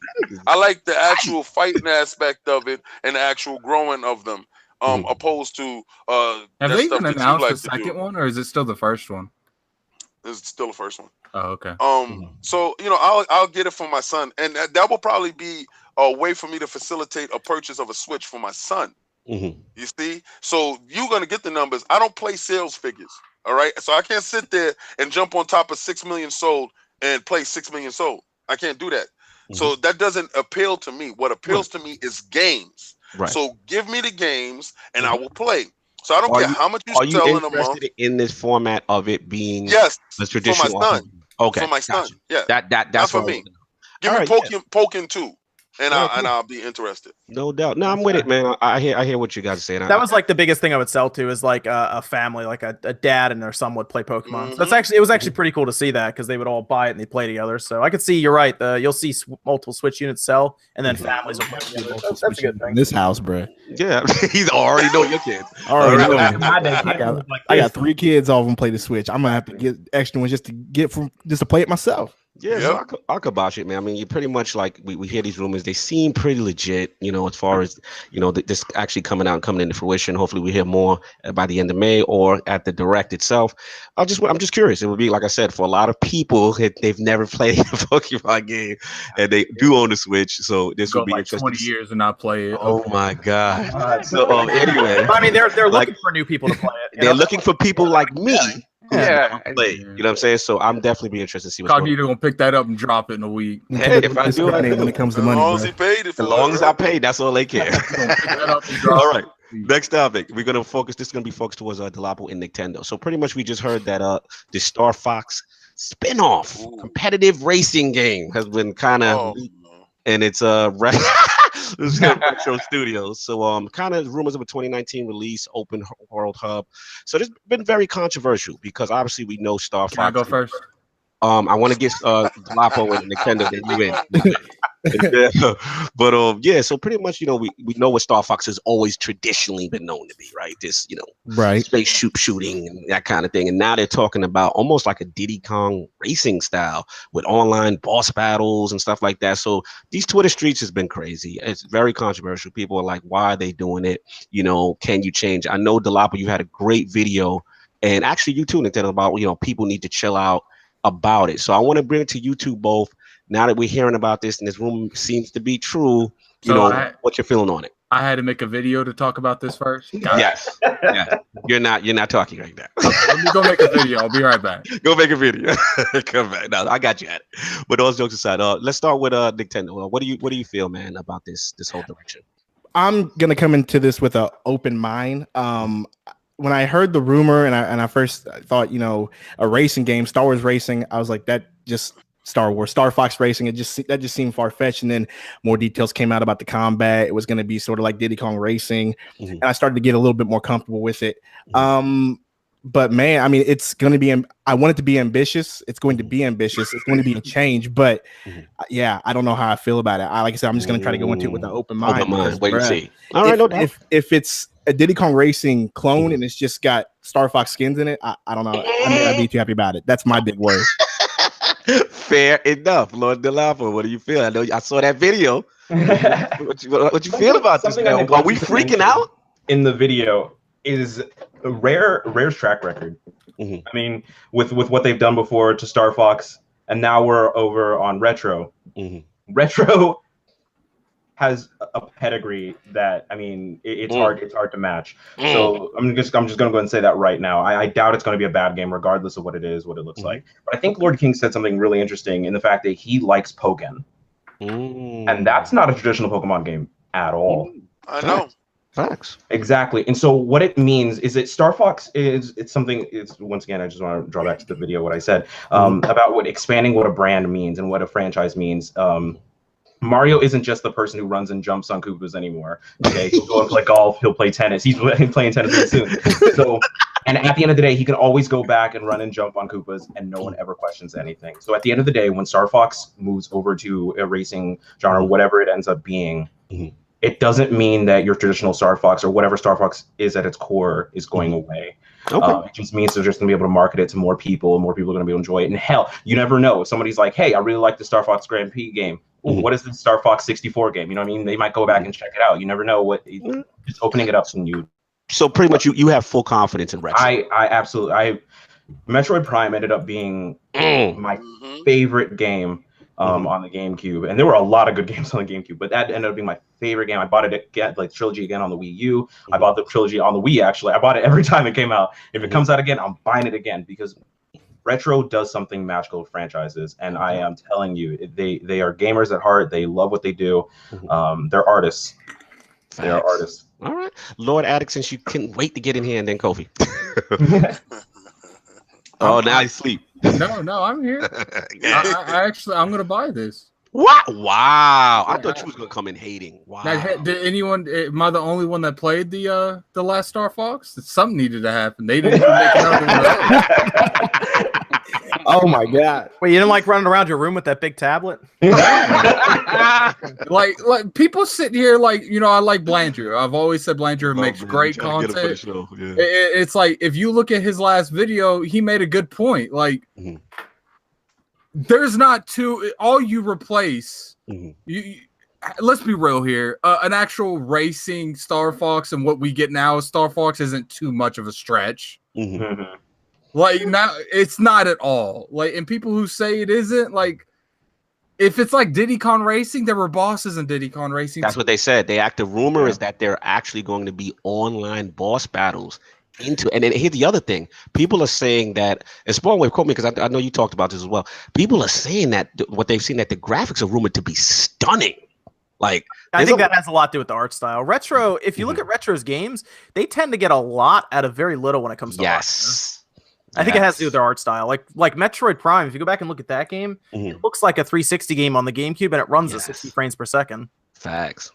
So yeah, that definitely gives me confidence in that. But I'm surprised, Attic. I thought you would not be feeling. Usually, you don't do well with direction changes. Like when God of War came out, you was initially a little hesitant. You know what I'm saying? So all right, okay. See, but like at the end of the day, it's like I said, did anyone else play that other Star Fox? it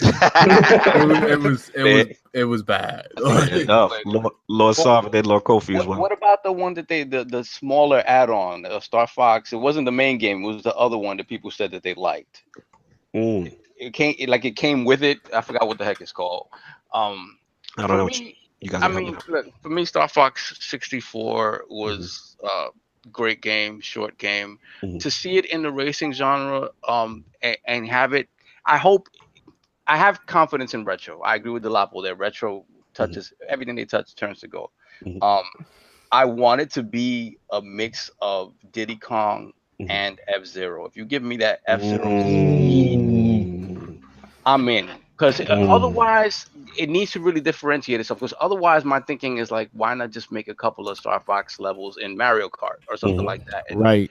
And Mario Kart like that. So it has to really differentiate itself. So if it does that, and it gives you that, F-Zero speed and the Diddy Kong, the depth of Diddy Kong. If it's anything like Diddy Kong, it's not going to be anything like Mario Kart. Right. And to me, that's what it needs to be for it to really be viable. Again, to take it into a different direction, I think it needs it. I think. Okay. Yeah, because that genre is kind of slumping, so to speak. I could have just made a Diddy Kong Racing, to be honest with you. I would take Diddy Kong too. I would definitely take that. No doubt. Kofi, man, what do you feel? Are you nervous? You got confidence in Retro, man? When I first heard it, Star Fox Racing, my mind went to like ill, like right away. You know, what I mean? That was my very, very, very first thought. My very first reaction. I'm like, oh, what is this bullshit? Star Fox Racing again. Like at first, then I clicked the link to continue reading about the rumor. Then I read that it's gonna be style like Diddy Kong Racing is gonna have an adventure mode with boss fights. And anyone who played Diddy Kong Racing the dinosaur up the mountain and shit, you know what I'm saying? That shit's classic. Racing the clock. What's the name? The clock's name, man. Shit. But y'all know what I'm talking. If y'all play Diddy Kong Racing, so then I thought about the possibilities of what this game potentially could be. Then it kind of clicked with me, and I'm like, yo, this might actually work. You know, Star Fox got the characters, to do it. Also, they said the gameplay would be like F-Zero. So that's pretty cool too. I also read a rumor somewhere around that it'll be combat. So maybe while you're racing, it's kind of like an action racing game. Like you shoot too. So that would be pretty awesome. I want to see it. Now I'm intrigued. I want to see it. I want to see how it turns out. It look trash. It's trash. You know what I'm saying? But it's funny. Let me jump in because what you just said actually struck a chord with me too. Because at first, like you said, my actually raw emotions were exactly your raw emotions, KOFI. And it was just like, what are they doing? Like, how would they do that? You know what I'm saying? And then it's like, then I started, I said, okay, let me listen. And I know Retro's pedigree, and I'm like, okay, cool. And then when I heard the online boss battles, I'm like, okay, all right. And then the thing that I'm hoping is, see, I'm a wipeout kind of guy.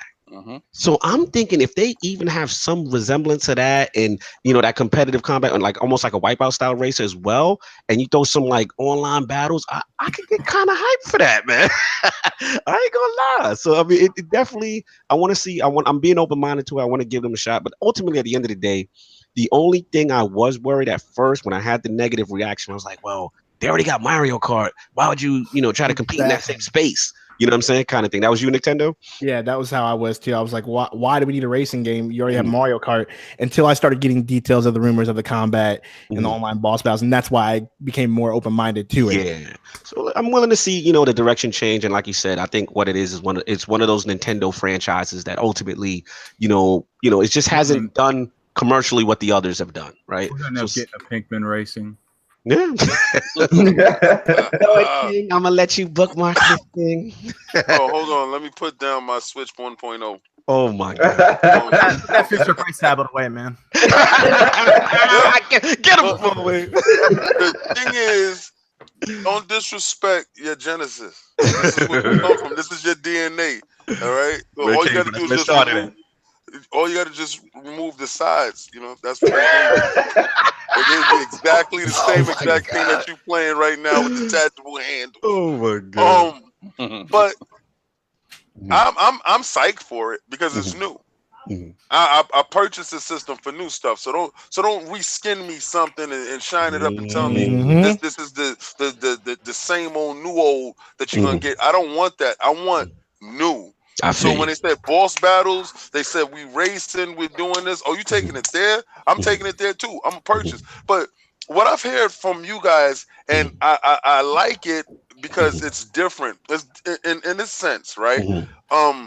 Nintendo guys have a pedigree, right? We have a backing, and we can fall back. Like potentially said, Retro is artists.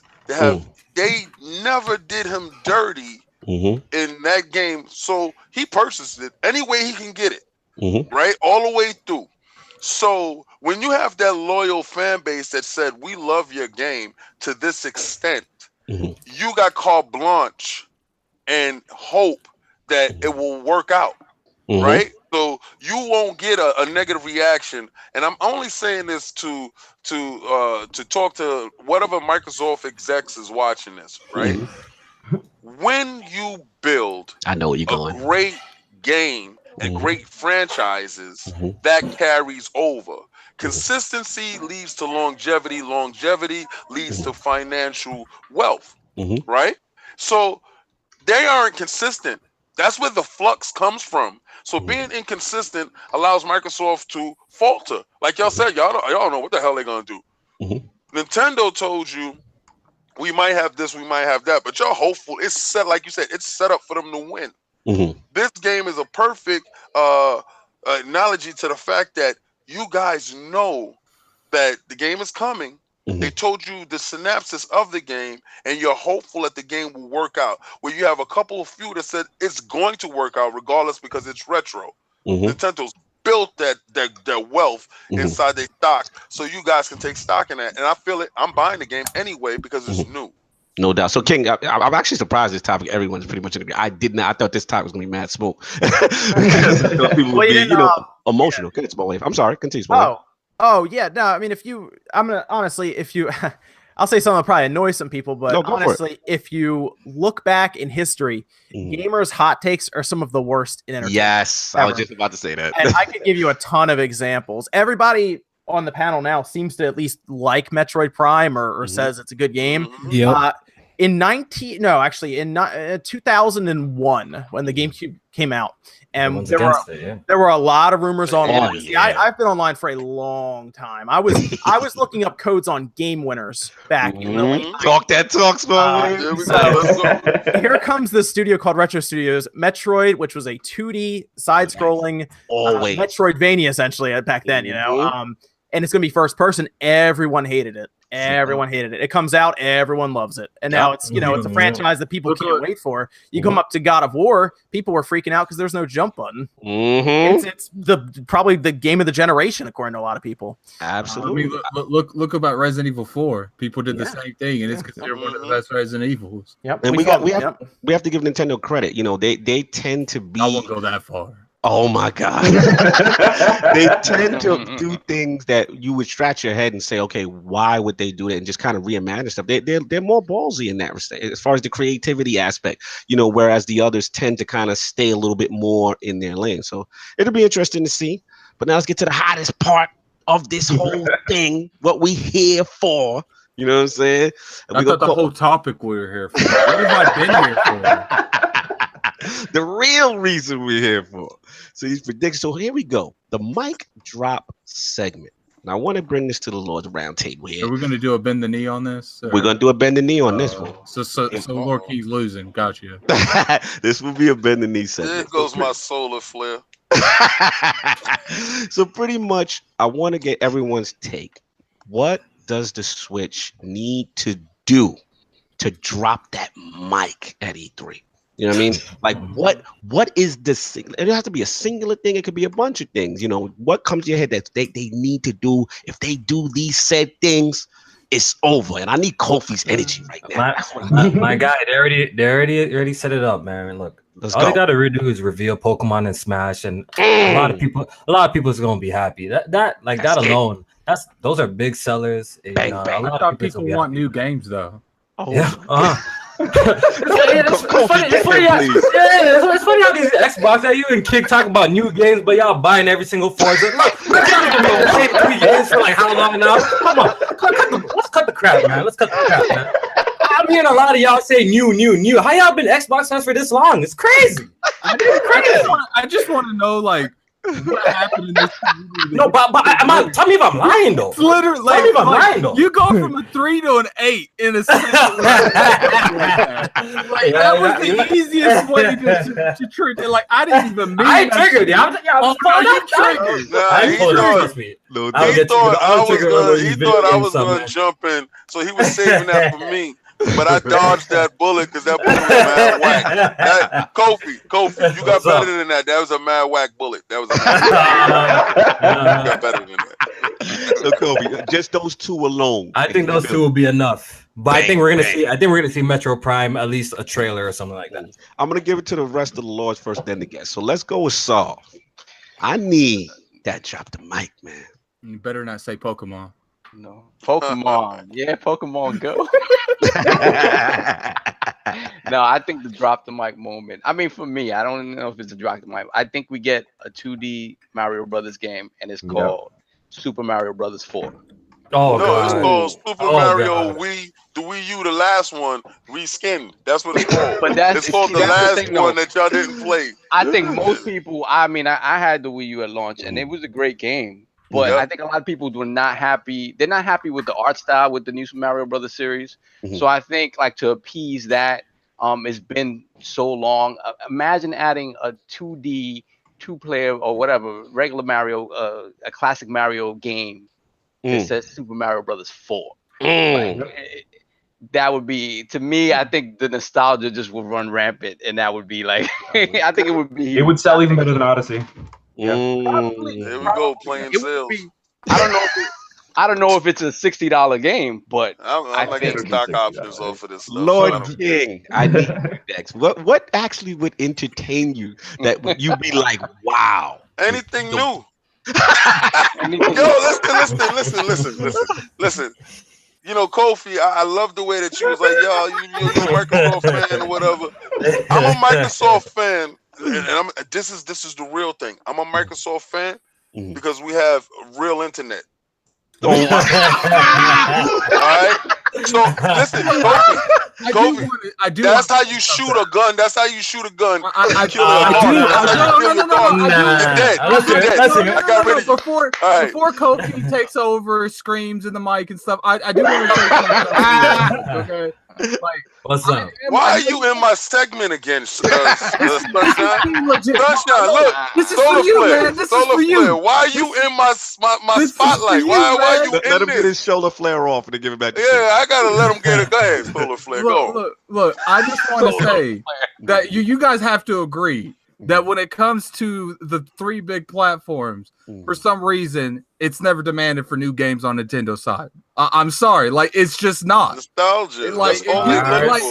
So look, you nostalgia for Switch, right? If you want to have a conversation, let's talk about that, man. We'll talk about that later. We'll talk about that later. I do want to bring that up. Like, okay, let King finish. King, let King finish because Solar Flare just jumped in and tried to snatch the spotlight. I know he feel we tango in cash. He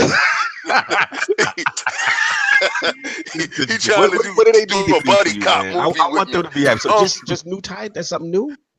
I want them to do anything new. Okay, I know they can always walk up there and they can be like, part 4 retro, and just show a Soul logo, and you guys would be like, oh my god, they did it! I can't believe they did it! Like, yo, they don't even have to show gameplay. They show a name. And you guys would be like, oh my god, they won this show. I can't believe it. Like, we be too hyped for the static trailers. Yo, they did it. They did it with Smash Brothers. They showed the Metroid Prime, just the PNG. You guys died. Crying at the Nintendo store. Crying. Yo, what they did was they told you it's behind a paywall. All right?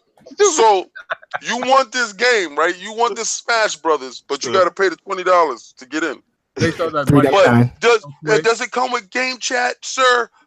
Do you have the app? Kind of. Do you have a cell phone? All right. So listen, what I want is new experiences. A mic drop moment for me would be a new franchise that they're showing.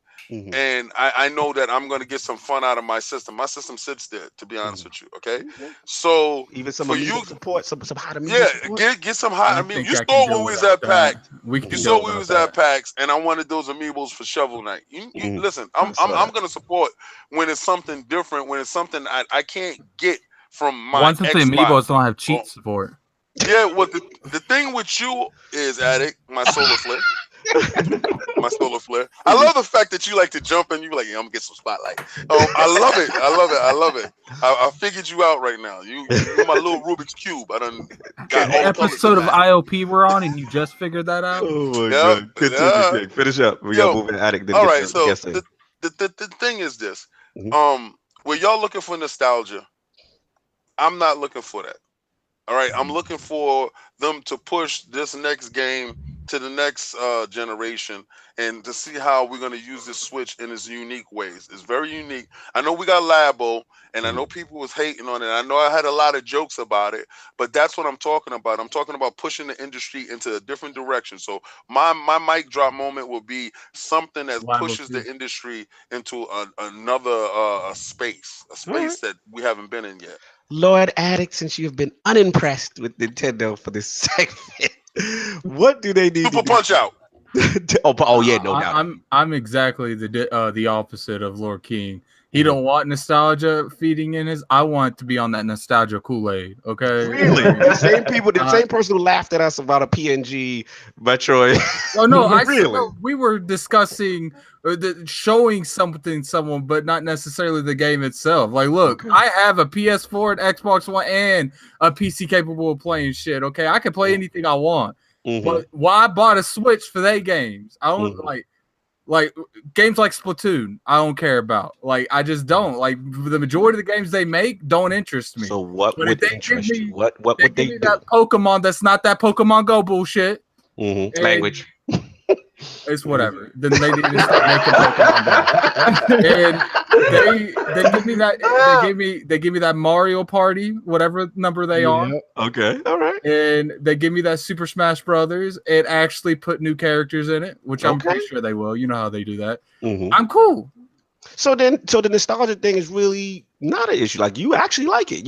So I'm confused because in 1 minute you say you don't like when they remaster Wii U games, and then the next minute you say I want. You got two addicts I there. never said you got that. Gaming Addict and you got Lord King. I just want to be clear. So you're okay when, because I get the vibe that whenever they do a Wii U remaster and it sells well, and me and Solve talk about it, that you like really are anti against that because and I played the Wii U's. Right, but those are remastered games. So when I hear you say, "Hey, you want these nostalgic experiences," I'm not talking about ports. I'm talking about new games. Man, they just flip flopping around. Man. These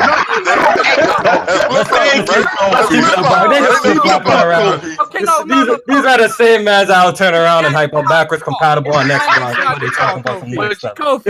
Let them flip flop around. I'll say this though, like, why don't you Empire 4K? Kofi, why don't you show me where I've said that I have a problem with ports in any sort of way?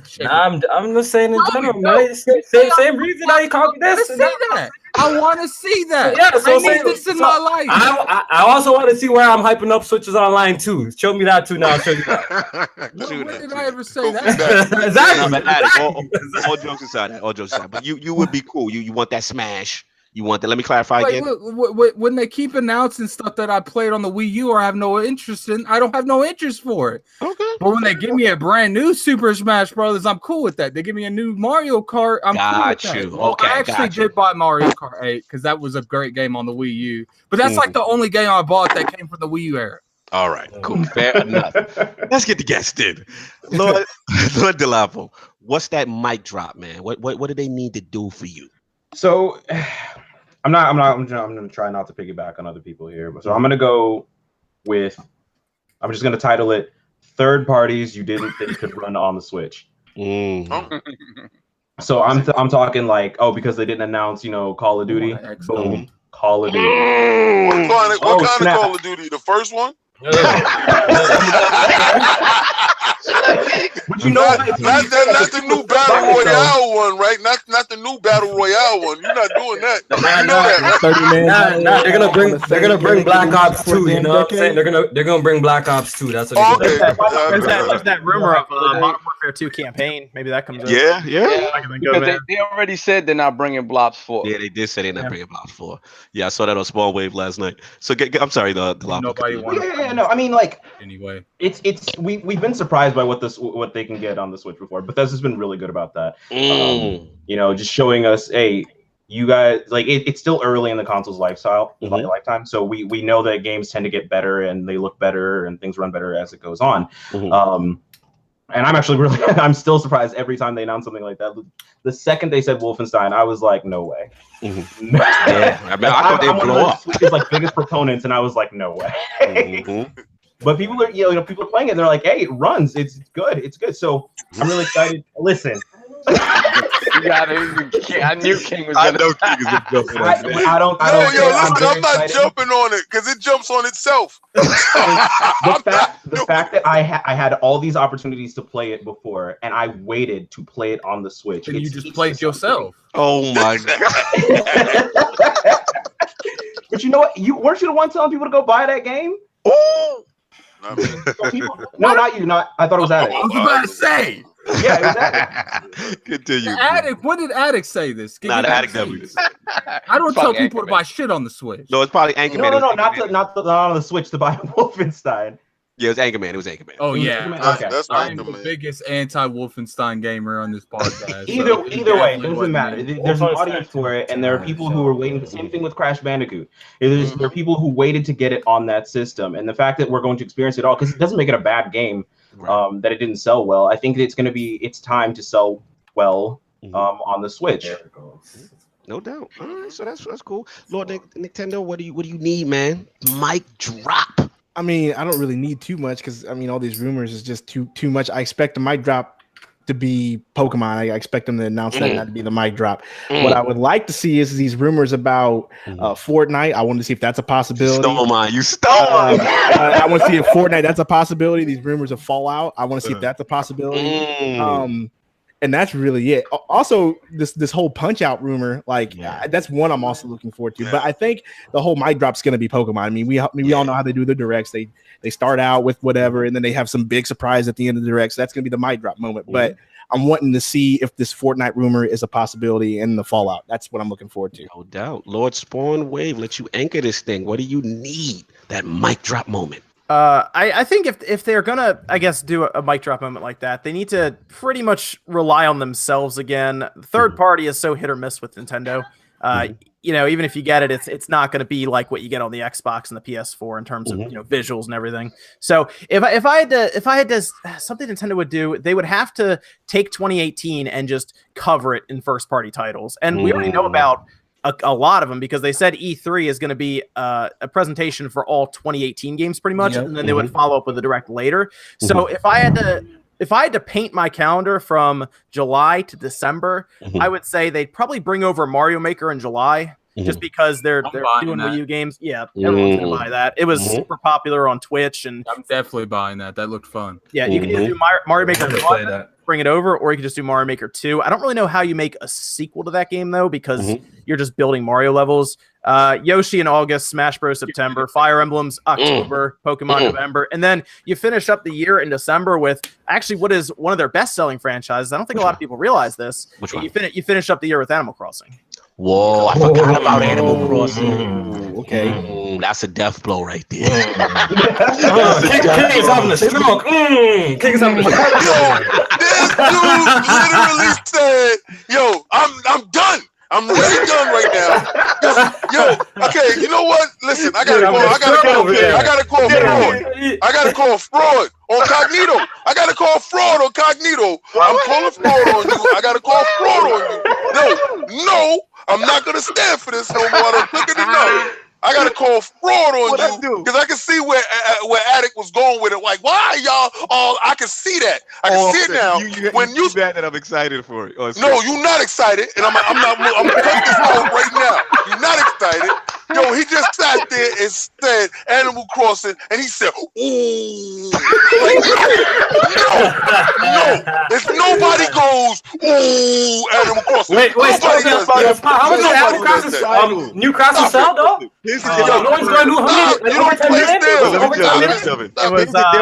difference between me, King, and Addict. Here's the difference between them. I want to hear what he's gonna say. Time out, Lord Cognito. I'm gonna let you talk. I want to hear what you're gonna say because I want to know when you play that first Animal Crossing. Me, you, and Addict. There are games that I know that I'm either lukewarm or not that concerned about, but I still understand and respect the impact of the title. The difference between you guys is when you guys don't like something, you don't care and act like the rest of the world don't like that. I understand what Animal Crossing is going to do. Hey, I got a perfectly good answer to that scenario that you said. I don't care. Exactly. Addict's world. Y'all in y'all bubble because y'all don't like it. Doesn't exist. Millions of people do not like it. I'm gonna get it for my kids, man. I'm gonna get it for my kids. Yeah, that's the problem. That the thing that you don't act like I'm buying all these other people's copy. I don't care if I'm not buying it. I'm buying it for my kids. They playing Animal Crossing right now, probably. Be honest with you. Anyway, I'm sorry, Smallwood. But now the whole thing pretty much what everybody said everything good, man. I mean, actually, what's called stole my Fortnite, man. That's the one that I particularly want. You know, I really want to see that on the Switch. I think that'd be cool. Obviously, the Metroid, that kind of thing. So everybody's kind of knocked it out the park with the predictions and everything. So I want to do this last segment, have a little fun with it, and what announcements do you hope are not made by Nintendo? Oh, yes. So let's start off with Lord King. Let's have some fun with it, man. No, I'm not gonna start off this. No. Okay, no. All right, let's start with Nintendo. What don't you want Nintendo to come out on stage or the direct and do?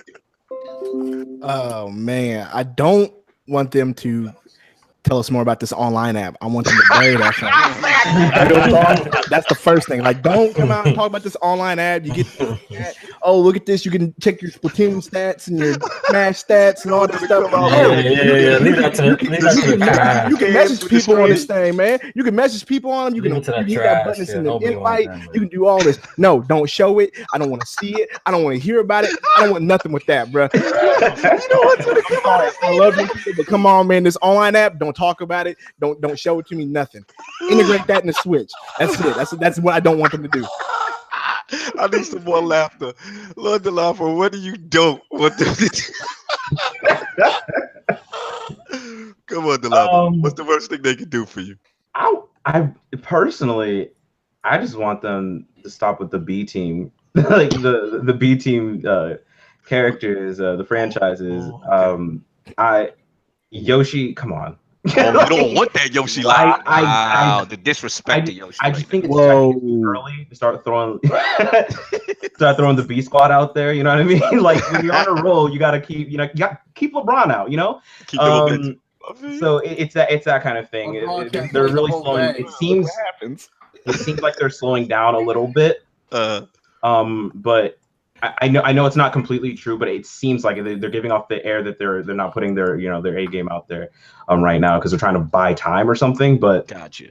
Yeah, and it starts to feel like, because like when things like Kirby come out where it doesn't have the universal appeal and that kind of thing, people start saying there's a Switch drought when we know there's not. But it starts to feel like that game trash. Holy, start out like trash. Jesus Christ. That game is garbage. Don't you drag my game to And I beat it. Trust me, I know that game is Sophie, man, you up, man. You got me laughing. What doesn't Nintendo need to do for you this E3? Tight. Basic. Just say announcing the amiibos for me. Personally, they come out and say talk about amiibos. Me, I'm like y'all think I'm some super Nintendo fan, but I actually hate amiibos. I wish it would just go away personally. They come on stage talking about the amiibo this, amiibo that. Nah, not fan. That would piss me off. And probably announce like something like Star Fox Zero or some crap like that. Like a port that would piss me off. You know what I mean? Like I don't know. That would pretty much like cheese me. Fair enough. Lord Spawnwave, I'm very curious about this. What would piss you off? I guess anything with heavy motion controls. I'm not really interested in any of that. I guess if they keep putting this spotlight on like the 3DS, I understand why they do it. I was Hey, good point. When they showed like Luigi's Mansion on the 3DS, that pissed me off. That pissed me off too, man. They can't get rid of it because it's the only system with the camera, the location, and the gyro. They have to put it exclusively on that platform. Super Mario Sunshine. Yeah, they should put it on both. Exactly. Explain, like, I know why they didn't put the X Mega, whatever it was called, the new Pokemon, the Rehance Pokemon of whatever the last Pokemon was. It was not that direct. What was it called, Nito? It was like, oh yeah, I know you're talking about. Forgetting off. Ultra Sun, Ultra Moon. They kind of like hinted that was coming out for the Switch too, and then afterwards they declared, no, it's coming out for just 3DS. I know why they didn't do that, because I feel like they want the first installment of that Pokemon to be, have a lot more impact. But I'm like, dude, I don't care. Like, I want that. I don't want to wait a year and a half for this. I want that.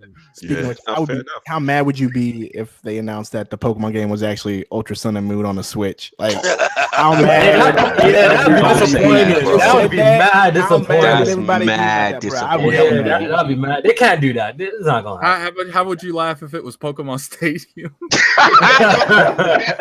Yeah, they can't do that either. I would pick Pokemon Stadium 3, but I would be disappointed because I would want the standard one. Yeah, they already said it would be standard, so I'm not really worried. So Lost Ball Wave, basically, you want them to stay away from the 3DS Focus, even though it's successful for them financially. No, I mean, I think they can still throw some stuff on there, but that should kind of start to, I think, back off into like a third-party system where third parties can put their games over easily, like Atlas, and get something from that base. But I know why they're doing it, because there's 70-something million 3DSs out there, and I think they're waiting for the Switch to get to at least 30 million before they really start to back off the 3, and that's going to probably happen this year, pretty easily. So that's probably later at the end of this year they'll probably back off. And Pokemon is like the big thing that's pulling people over anyway. So yeah, it's nice. It's nice that we get the numbers. You know, some other companies don't share the numbers. So.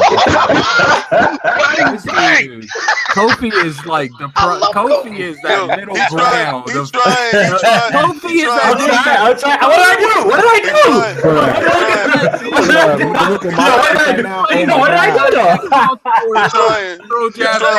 do? He's trying to nip at my heels, but your internet is garbage. What do I do though? I didn't say anything. I'm gonna be sideways.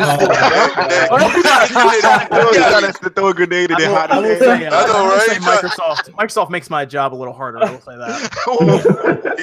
He's trying to throw rocks and hide his hands. I mean, they almost got in a bit of trouble there with EA throwing the weird numbers around there for a while. Yeah, that was a big deal. Good thing we don't play numbers. Lord Psalm, I'm curious. What would disgust you, Lord Psalm? Disgust me. I would say Mario Party. You gotta put that. Someone kick this dude. I'm done with him today. Come on, man. I'm crapping all over your childhood. Yeah. Well, it's not my fault. When I was a child, you was already a grown ass man. So. Exactly. So now I get to relive that. That's fine. Exactly. Now I get to relive that. And you gotta eat it. So no Mario Party song that you just don't want to see that on stage.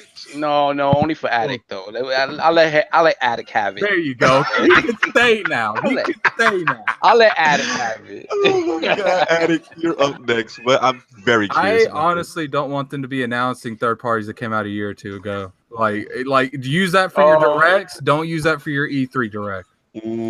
Fair enough. Lord King. Everything. You know what? Y'all be there. This should be easy for you. Y'all know, and I see what y'all do. Y'all try to hide under the beds, like, I hope you don't talk about this. I hope you don't. That damn Labo. Yes. I don't want no Labo. Or that Labo talk. That'd be pretty bad too.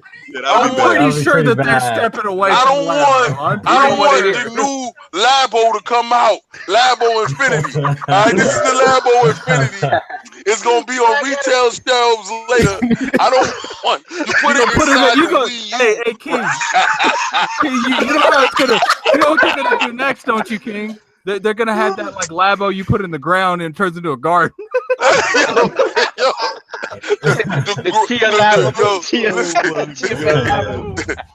The growers edition. Hey, What's up? They gonna bundle your internet with the new Labo. I think the Labo is a pretty good meme and joke online. Have you guys looked into like how the engineers designed that stuff?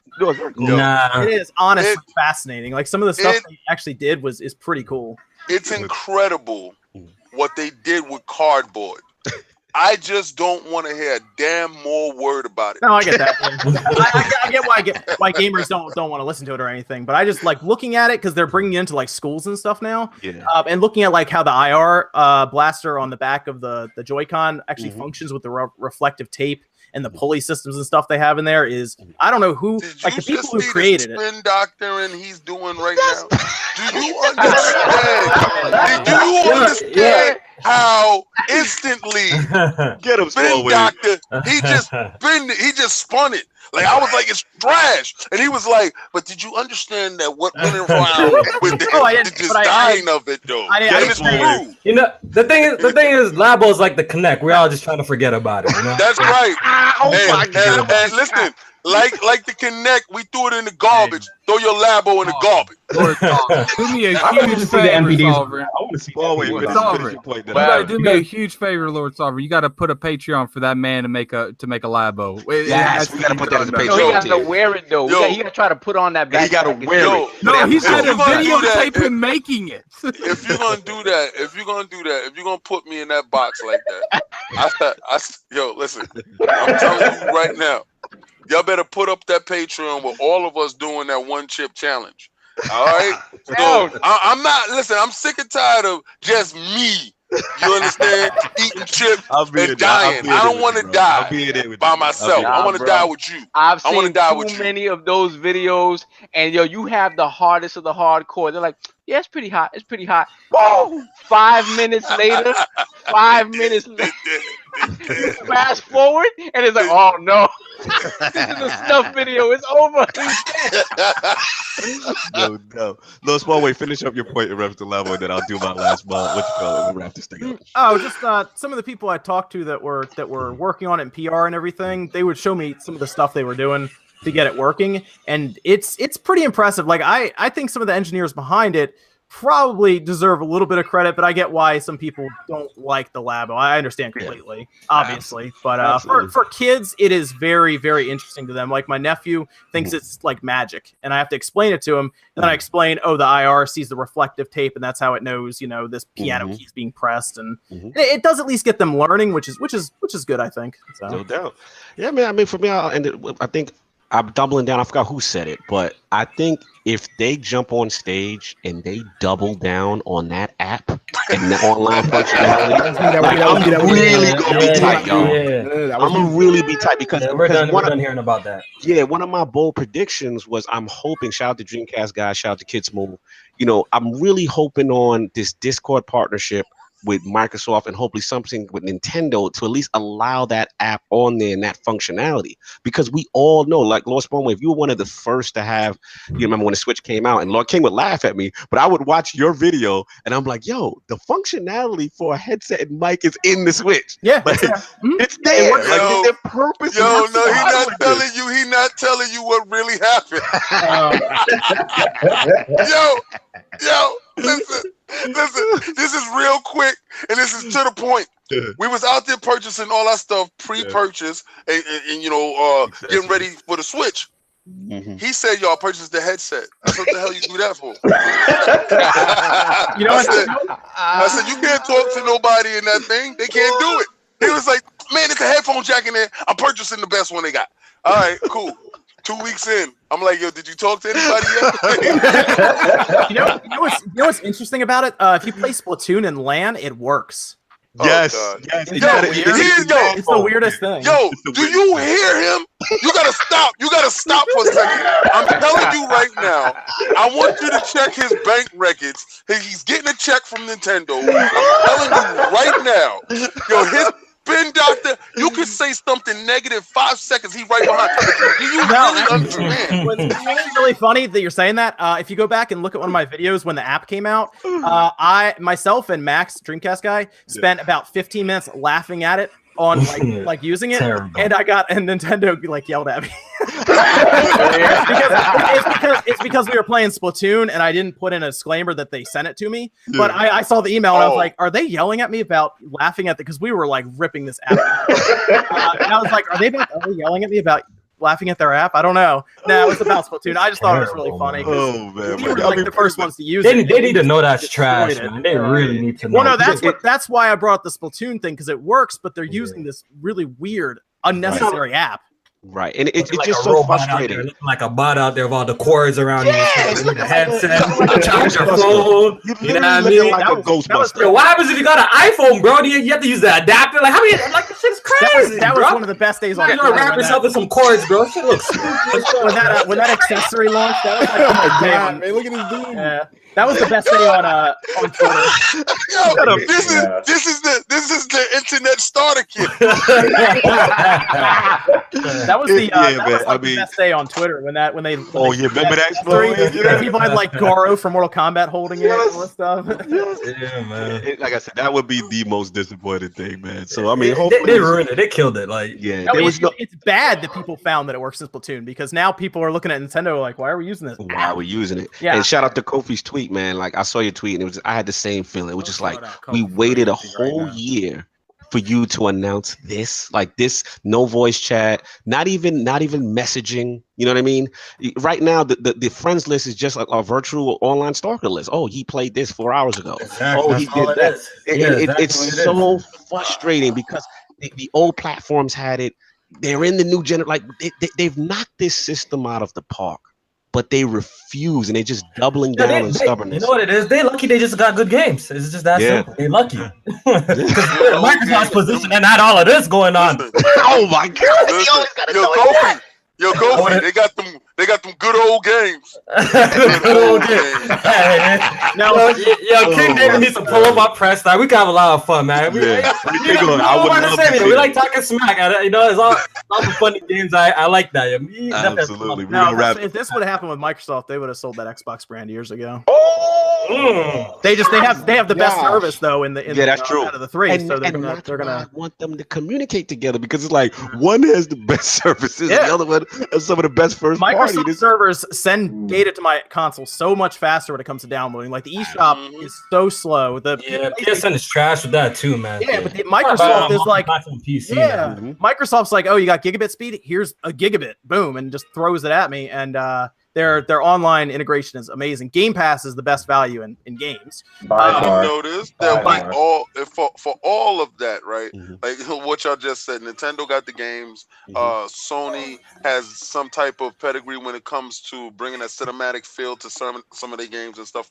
And they have the graphics and really nice stuff. And Microsoft has the internet and the connectivity with your friends. If we can merge that all into one system, then we would pay $300 spread out like that. We spread out right now. We'd be paying a lot of money per game then because there would be competition. We're gonna wrap this thing, y'all. I'll ask Spawn with one question before we get out of here.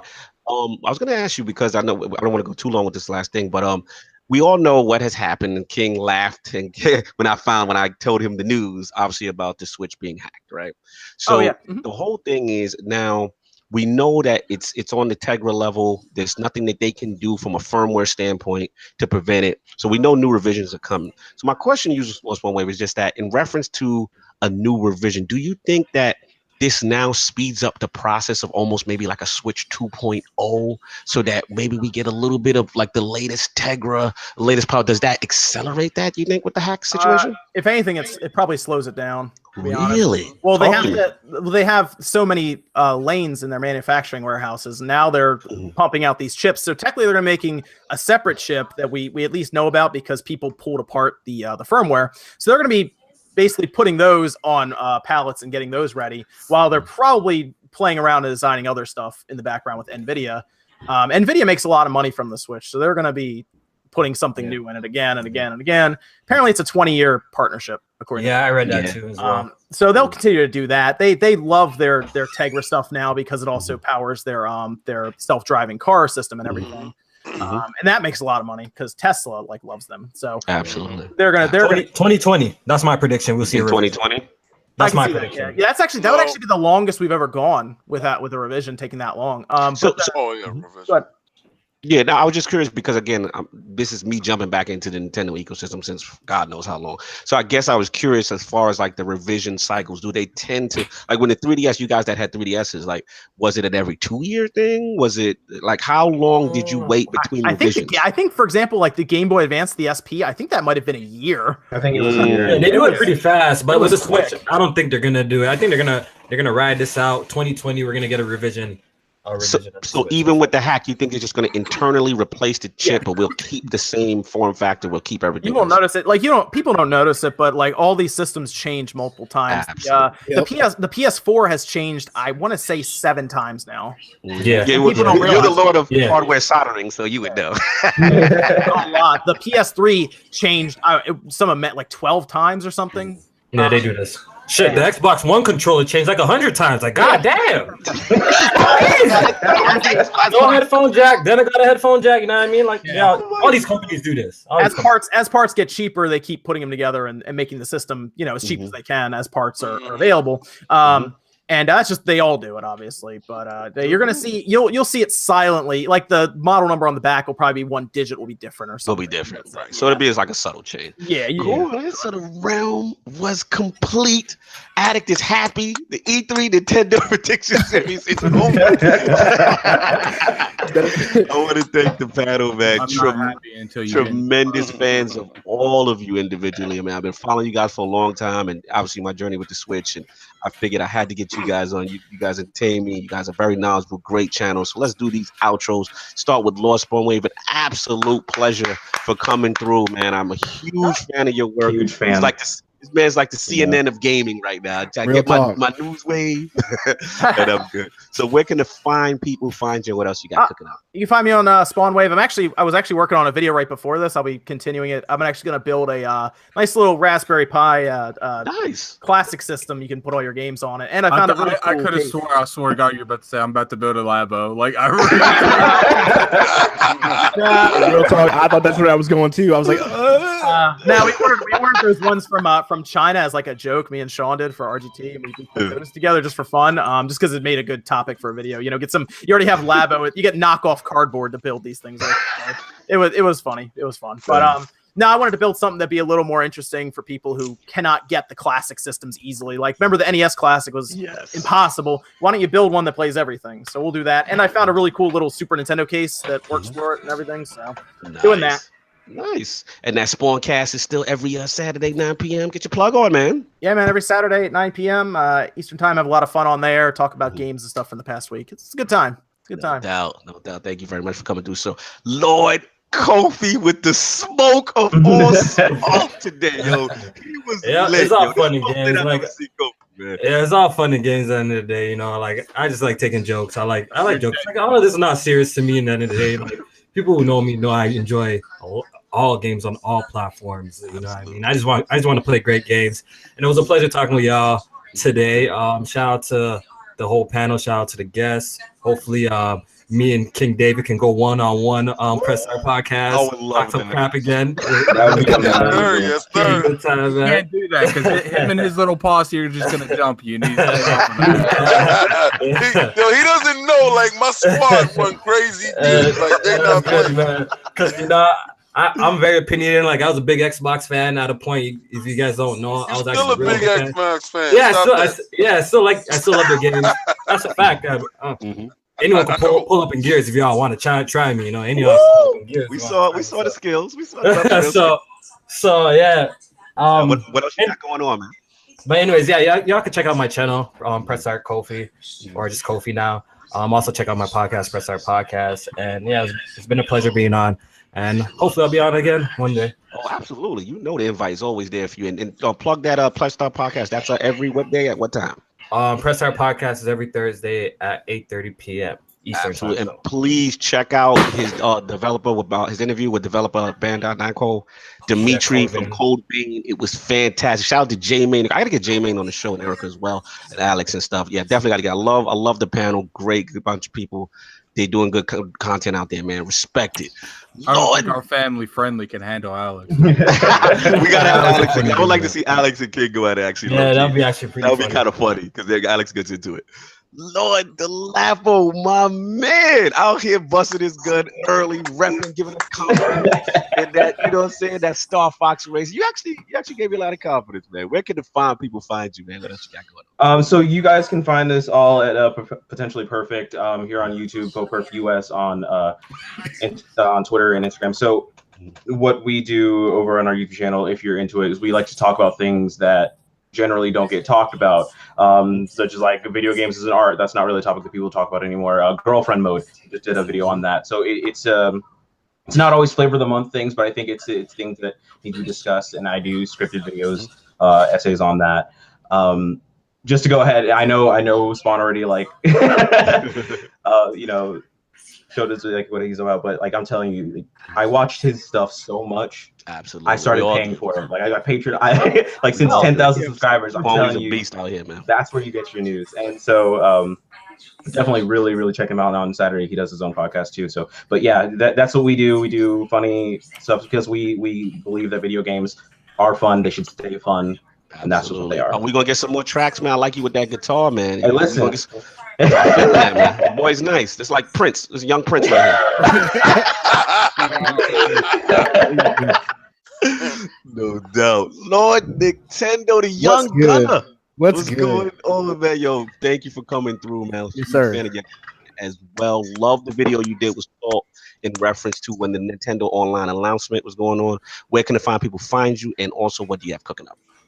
All right, so you can find me YouTube, Nicktendo Direct, Twitter, Nicktendo Direct. The I in Direct is 1 because that was already taken. So I had to go with that. Stealing them names, man. I know those. Yeah, I know those. But for real, man, thanks for having me, man. I really do appreciate it.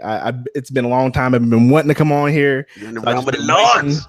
I've been waiting, so it was nice meeting Spawn Wave. It was awesome. Like I said, I do follow you, and I'm like everybody's Nintendo. I know, here. but he's for real. But he knows his stuff, and he's a nice dude, man, for real. Yeah, so is it sad that like where I don't like mess with Nintendo at all? Cognito's like, I really want to get Spawn Wave. I was like, who's Spawn Wave? Oh my god! Making it happen. Actually, one of my more popular videos is actually a PlayStation 4 video. Oh wow! There you go. So a lot of PlayStation people talk to me now. Greatness awaits. Let's just end this. Actually, Xbox people have messed with me because I opened up that Duke controller. Yes, I saw you tear down of it. That was nice. That was really I did cool. see that. So you were saying, Lord Nintendo, that's it. That's what you got. Now, like right now, like you said, you talked about my Nindy Spotlight. That's coming tomorrow. Okay. And then after this, I will be streaming Old School Sunday as I do every Sunday. Nice. Old school games. So that's what I got cooking up. So once again, thanks for having me. Spawn Wave, nice meeting you. Everybody else, KOFI. It was dope. It was a good time. Absolutely. And the Lord's in the realm as usual. Lord Attic would smoke all day. Hating this segment. You couldn't wait for this prediction series to be over. Yo, what you got going on, Lord Attic, man? Anything cooking? Not really. Besides getting motion sickness on State of Decay. Playing. I'm probably gonna play. I'm gonna try and play that punch game that's on the Switch. Yeah. I'm gonna try. Keyword try. I do have some games that I'm playing on the PlayStation as well. We getting any more Attic impressions, any Attic reviews coming up on the channel, on the Gaming Attic channel? No, I've been feeling a little bit under the weather. Good, but I like that the Switch brings that energy out of you, though. I like that. Yeah, I mean, just you guys think this is funny. Just wait till next week. I already know. Lord Saul, man, it felt good to have backup, man. Oh, tell me about it, man. All that Backup. What the hell you mean you needed backup? The whole panel was on your side. Get the hell out of here, then.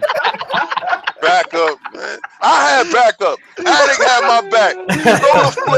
Solar Flare hacked me, man. So I felt good, man. I saw some like-minded individuals on the panel. Oh, God. I'm just happy that I could like destroy Attic's childhood and take his Mario Party away. Take his Mario Party away and playing his Pokemon. So yeah, the nerve of you, Solve, playing that Pokemon when you didn't play from day one. They're going hard today, boy. Where can the five people find? You know, Lord Saab IOP on playing Pokemon, that's for sure. Not until later this year. Not until later this year. Then I'm going at hard. I'm gonna platinum it. You go platinum. I'm dead. That's funny. No doubt. And thank you for the Patreon announcement, man. You worked tremendously hard on that. Salute, Lord Saab, man. Put those tears together. tremendous mission statement. Really please take a look at the Patreon, guys. We really appreciate any sort of help. But thank you for just being here every single week. Yeah, man, we're just trying to go bigger and better. Absolutely. Lord King with the smoke. I'm a chimney. I'm a Nintendo fanatic. Yo, right? KOFI, I'm a chimney. now listen. I love everybody on the panel. The panel was fantastic today. And I really didn't know what I was getting myself into until actually I saw all y'all lined up there. It was kind of crazy. I only saw one ally in the room, so I felt that. I told you the moment it starts, like there's too much red in this party. Yo, it was crazy. We was the only blues out here. It was crazy. I got to start off because individually, everyone brought a fantastic energy. And I'm heavy on energy. KOFI, I love your energy. I swear I will get on your podcast. I will get out there with you and we can chop it up over there. I told you I liked your energy before, so it was no problem. Yeah. I told you, hit me in the DM. I will go out there. We'll figure it out because our time difference is weird, but we'll figure it out. Spawn Wave, I've been messing with you on the low, checking out your videos. And when you said the raspberry, I was like, yo, you don't know. Yeah. I'll be looking at your joints like I said. I didn't know that you were so quick on the draw with your rebuttals. As far as you already heard whatever they say bad, you already got your answers. That's all real time, man. That's all in real time. For real, like your 60 frames per second is there. It's not on the Switch, but it's on you. He said it's not on the Switch, it's on him. Oh my god! that was a good one. I like that one. That was a good one. Me and potentially really be talking on the low. We DM or we talk, and we actually have to. We recorded a show that didn't record. Shout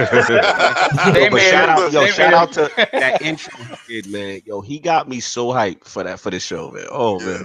Yeah, so he got another PC, so I'm gonna get down with him on that. We're gonna do that show because he gave me a wealth of knowledge. That's what I talk about, wealth of knowledge. Please, guys, make sure you're DMing and get to know each other. Nicktendo, this is the first time I'm meeting you, and I love your energy, bro. You jumped in the room, and it wasn't like you came in all quiet and meek. Now you came in there like, yeah, it is what it is, and that's how it's going down. Like about the conversation hype.